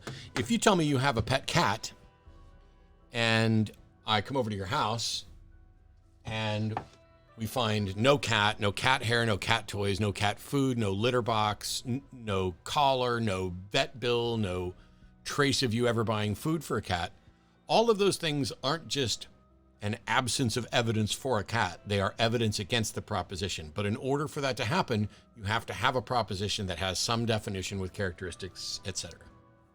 Hopefully that's clear. Yeah, I didn't like when you called someone a whiny little shit earlier, but I knew you didn't mean anything by it. I think you apologized for it too. I apologize for the whiny, but yeah, it's just, the person was already being dishonest. But I've seen the show, even with real jackasses trolling you, never seen to make fun of them. It's probably not true. I mean, granted, people see what and have it and take away certain things. I've probably done I know I've done lots of things on the show that I regret. Imagine playing without flying. I am playing without flying. I've noticed that you rarely, if ever, juxtapose religious beliefs with mythical creatures that are likely to be universally agreed to be made up. Is there a reason for this? Is it just unlikely to be a successful avenue of conversation? It's just not particularly relevant. I've used universe-creating pixies. I've used fairies. I've talked about Bigfoot, Loch Ness Monster, things like that. It's just rare. And one of the things that I try to avoid doing is equating God with Santa Claus, or God with an intentionally created fictional character, because that assumes something to prove that you may not be able to. But I try lots of different things, and when I notice which ones are more effective over the years, it's probably good. Justice Amy Coney Barrett says, do you think the court made the right decision regarding Citizens United, and has it hurt political funding in general? The court did not make the right decision against Citizens United, and I've talked about it in the past. Sweet cracker Jesus on rye, that tear effect you have right now is insane. Never seen it before. Well, it's not a tear effect. It's transcendence with the Book of Virtue on Bethany. So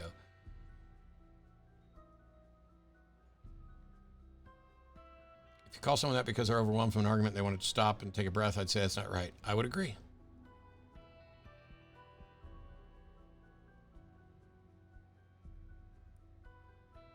I've almost never seen Matt do it. Yeah, no. I screw up all the time. Are your gaming streams always like this? Pretty much, zero less. Sorry, if you came here to watch just Isaac, it just really doesn't happen all that often. All right, I'm going to let you guys go. So a lack of evidence in the case of a God that doesn't manifest in reality is also evidence that God doesn't exist. It's not just a lack of evidence. If there's expected evidence that isn't present, that is evidence against the claim. Don't forget to tag Matt if you don't want to be ignored. Yeah, that's good. Has Catholic Canadian, I think you mean Canadian Catholic, tried to call your other shows? I don't know. He proclaimed that he was going to end my career with atheist experience, and he didn't. And then, yeah.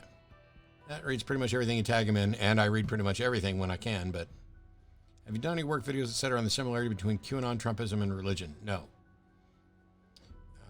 Off the topic of epistemology, what's your favorite video game? Top 3 if picking one is too hard.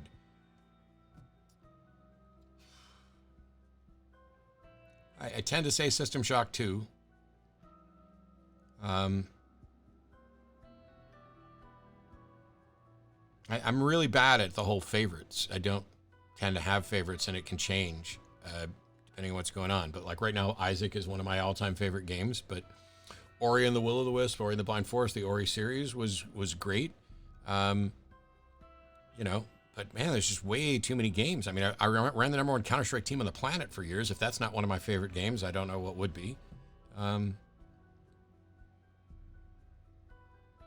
It's difficult is that if the God doesn't manifest in reality, there's nothing to check, and if it has all the properties of nothing, etc. Yeah, the problem is that for every God that people have posited, with a couple of exceptions, they're talking about a God that manifests in reality. They're talking about a God they think they can detect, a God that answers prayer, a God that cares and interacts and wants things for us or whatever else. I mean, that's the God of classical theism is a transcendent God that is omnimax to some extent. This absence of evidence thing all winds up looking back to Popper on non-falsifiability. Yes, if you don't make a falsifiable proposition, then we don't need to entertain it.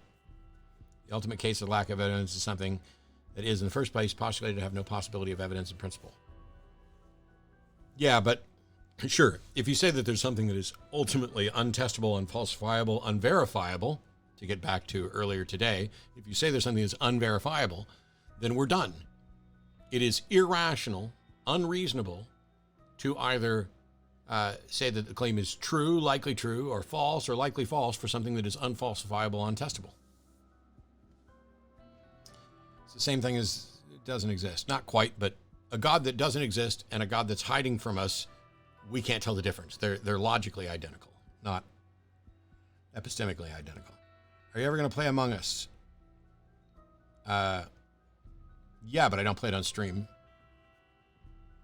System Shock 2 and The Witness are the two games. System Shock 2, not Chalk. And The Witness is the best puzzle game of all time, easily. One small number will tell you that God doesn't interact with reality. The game is based off the biblical story of Isaac. Kind of. Ironic how Isaac's your favorite game. It's one of them. The game, I mean, it's loosely based off the biblical story, but that's part of the pleasure of it, because kind of mocking that. I've seen Matt tackle some social deduction games. Yeah, but we don't play it live on stream. I have a winning record in Among Us. I think we should focus on teaching epistemology in schools. Yes. Can you go further and explain the difference between the God that doesn't exist and the God that is unfalsifiable? That's not the dichotomy that I set up. I set up a dichotomy between the God that doesn't exist and the God that is undetectable. A God that is intentionally hiding. So a God that is making it so that you can't detect him in any way is functionally identical to a God that doesn't exist from our perspective. But a God proposition that's unfalsifiable is one that is untestable and unverifiable. But that's about testability. I'm not sure I'm understanding the question. There's like 9 Bibles right next to it right now. 1, 2, 3, 4, 5, 6, 7, 8. 8 Bibles next to me right now. That way I can swear on a stack of Bibles in a heartbeat. Although that means nothing to me. Thanks for the stream. I'll have to go listening because I'm going to clean my dishes. Good. Dishes need to be cleaned. This is Color Me Satanist from YouTube and Twitter. Hey, Chelsea Firefox. Finally caught you on Twitch stream. Hope you're having a gravy day. I'm having a pretty good day. We've had some interesting discussions, and I got called out for being a jackass at least once or twice, and at least one of them was accurate, so I had to apologize a little bit. Is there any tentative goal when the ACA studio will open once again? When the fucking pandemic is over and the CDC guidelines say that it's okay for people to meet in the small enclosed space that we have. Yes, that's the plan. So the hiding God is functionally identical to not existing, but it does in fact exist. Yes, for me, functionally identical means it doesn't exist. I didn't say I said identical, functionally identical, or logically identical from our perspective.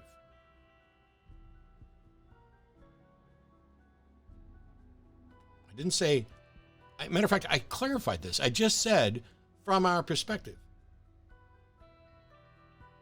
A God that doesn't exist and a God that is hiding from our ability to detect him is functionally identical from our perspective. They're logically equivalent from us, but they're not epistemically equivalent because one of them exists. We just have no way of knowing that. The shorter version of this, which is flawed because it gets into visible, which people talk about what you can see, but is the God that doesn't exist and the God that's invisible are identical to us. But I don't go with that because then somebody will say, well, not everything is visible. Yeah. I could have $1 billion bank account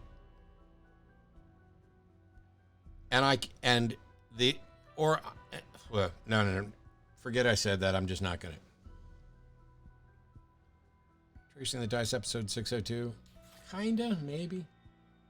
All right. Where are we at? I got the item room. I got the store. Let's just go fight the boss. Oh boy, it's Bumbo.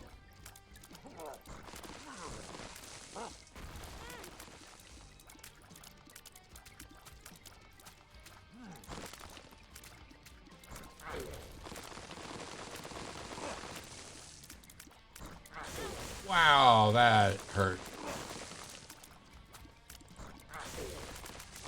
What is that?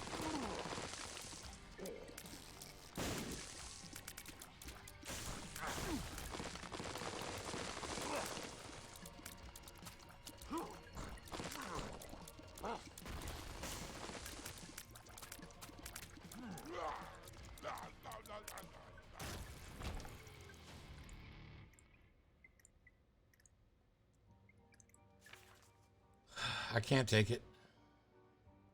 I would put $1 billion in your bank account if I could. Thank you. Maybe you're a verificationist. Verificationalist.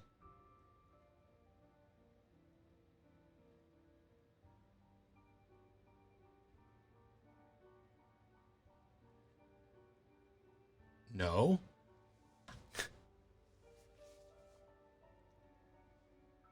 What you just said there, from that perspective, it's nonsensical to say something that does not interact in a detectable way exists, and I'd go further to say it just doesn't exist. Wrong, because we're only able to investigate some things from our perspective and within the reach. That's like saying that there's not a rock on a planet 1 billion miles away from here because we'll never be able to verify it. It is a mistake to claim that it does not exist just because you don't have the ability to verify whether it exists. You are then claiming to have falsified that which is unfalsifiable in practice.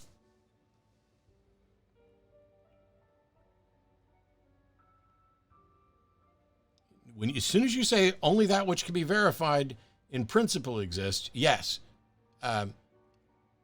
that's a problem because there may be something that exists that you can't verify.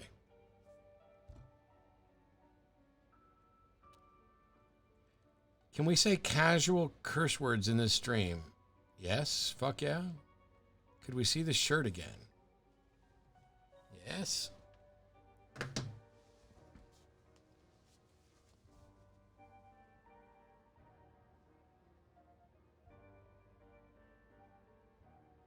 Look, I got it centered so you could actually take a screenshot. Cut it out. There we go.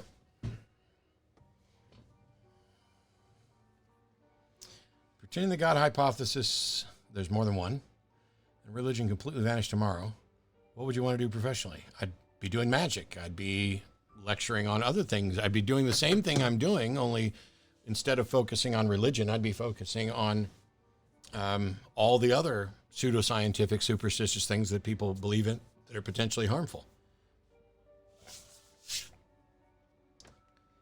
If religion vanished tomorrow, instead of doing the atheist experience, it would be the skeptical experience.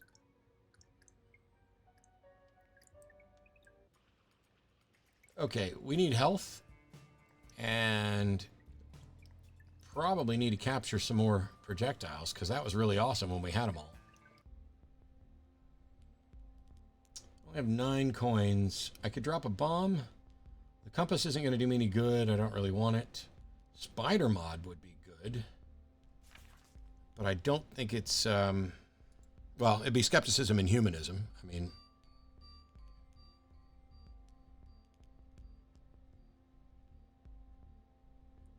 Spider will inflict random status effects on enemies it comes in contact with. Spider bomb will randomly drop battery consumables. Sake of simplicity, all damage values are displayed multiple by 10, round to the nearest number. I would buy Spider Mod if we had the money. Let's go clear some more of this level. Because I'd like to get some more projectiles on my Transcendence.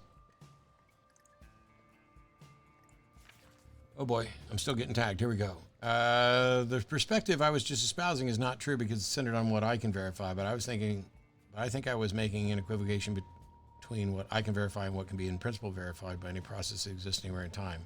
Thanks for helping me understand that. Yeah, I think that's probably correct.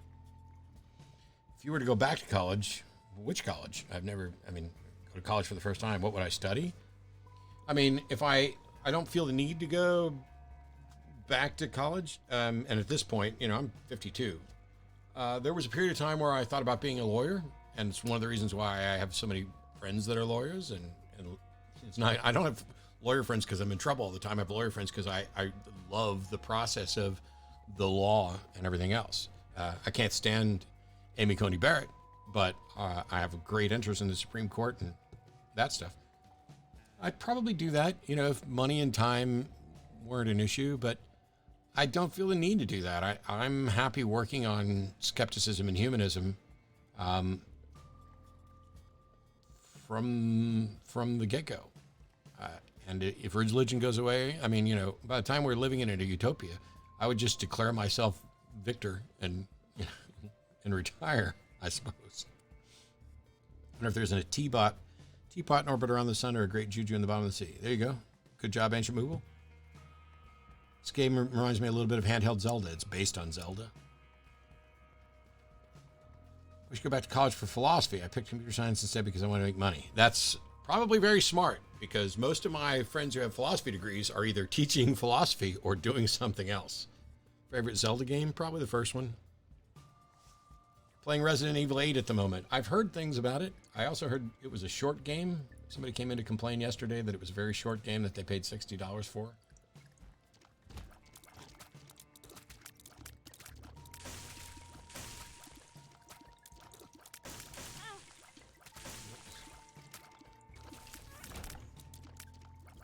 I didn't mean to take damage.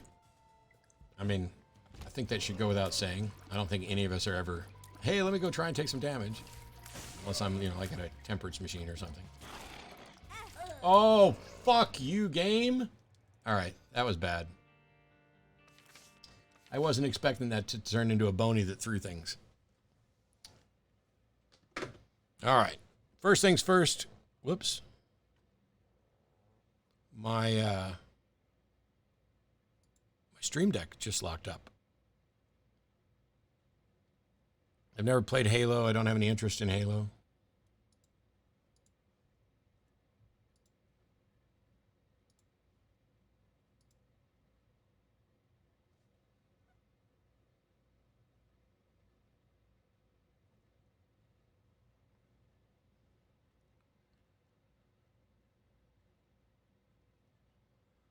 I'll catch up on chat in just a second. My Stream Deck has locked up, and I'm not quite sure why.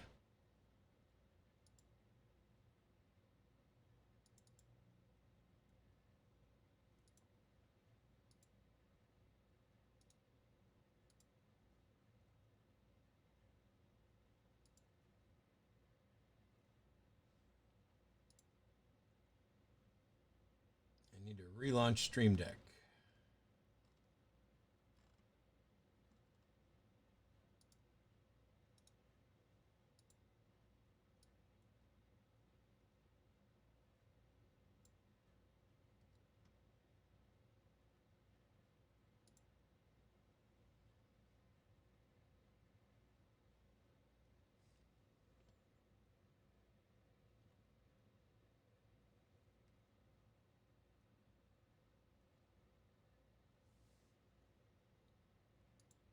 Wow, this is, the button presses aren't doing anything.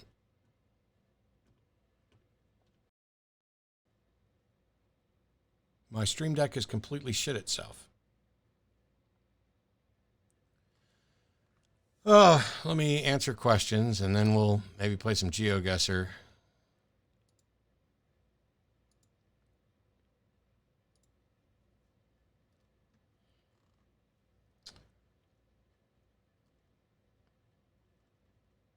You said you played on the top Counter-Strike team for a while. What year did you stop playing competitively? I didn't just play. I am one of the 3 founders of the #1 Counter-Strike team, CK3. It was Clan Killers 3, and it was me, Valyard, and Big V and Hard Drive, and then we added a bunch of other people, and those guys became X3, who became 3D. I quit playing when it switched, when CS 1.6 came out, and it switched to Steam, because the controls were sluggish, and I just moved on and played MMOs and stuff. Is there much math involved in computer science? Yeah, but the nice thing is you got computers that can do a chunk of it for you to check. Not very short game, but I am not at the end yet. Somebody said it was only like 20 some odd hours. But what software are you using to stream? Streamlabs OBS. And my Stream Deck. My Stream Deck has just shit itself. I'm a little surprised you have reverence for the judicial process in the West, I assume you mean. I think it's riddled with inherent dishonesty, and though it has some really elegant base principles, in practice it's not working that well. I think it's working exceptionally well. You need to have really high standards of evidence. That's what the justice system is supposed to, at its, done properly.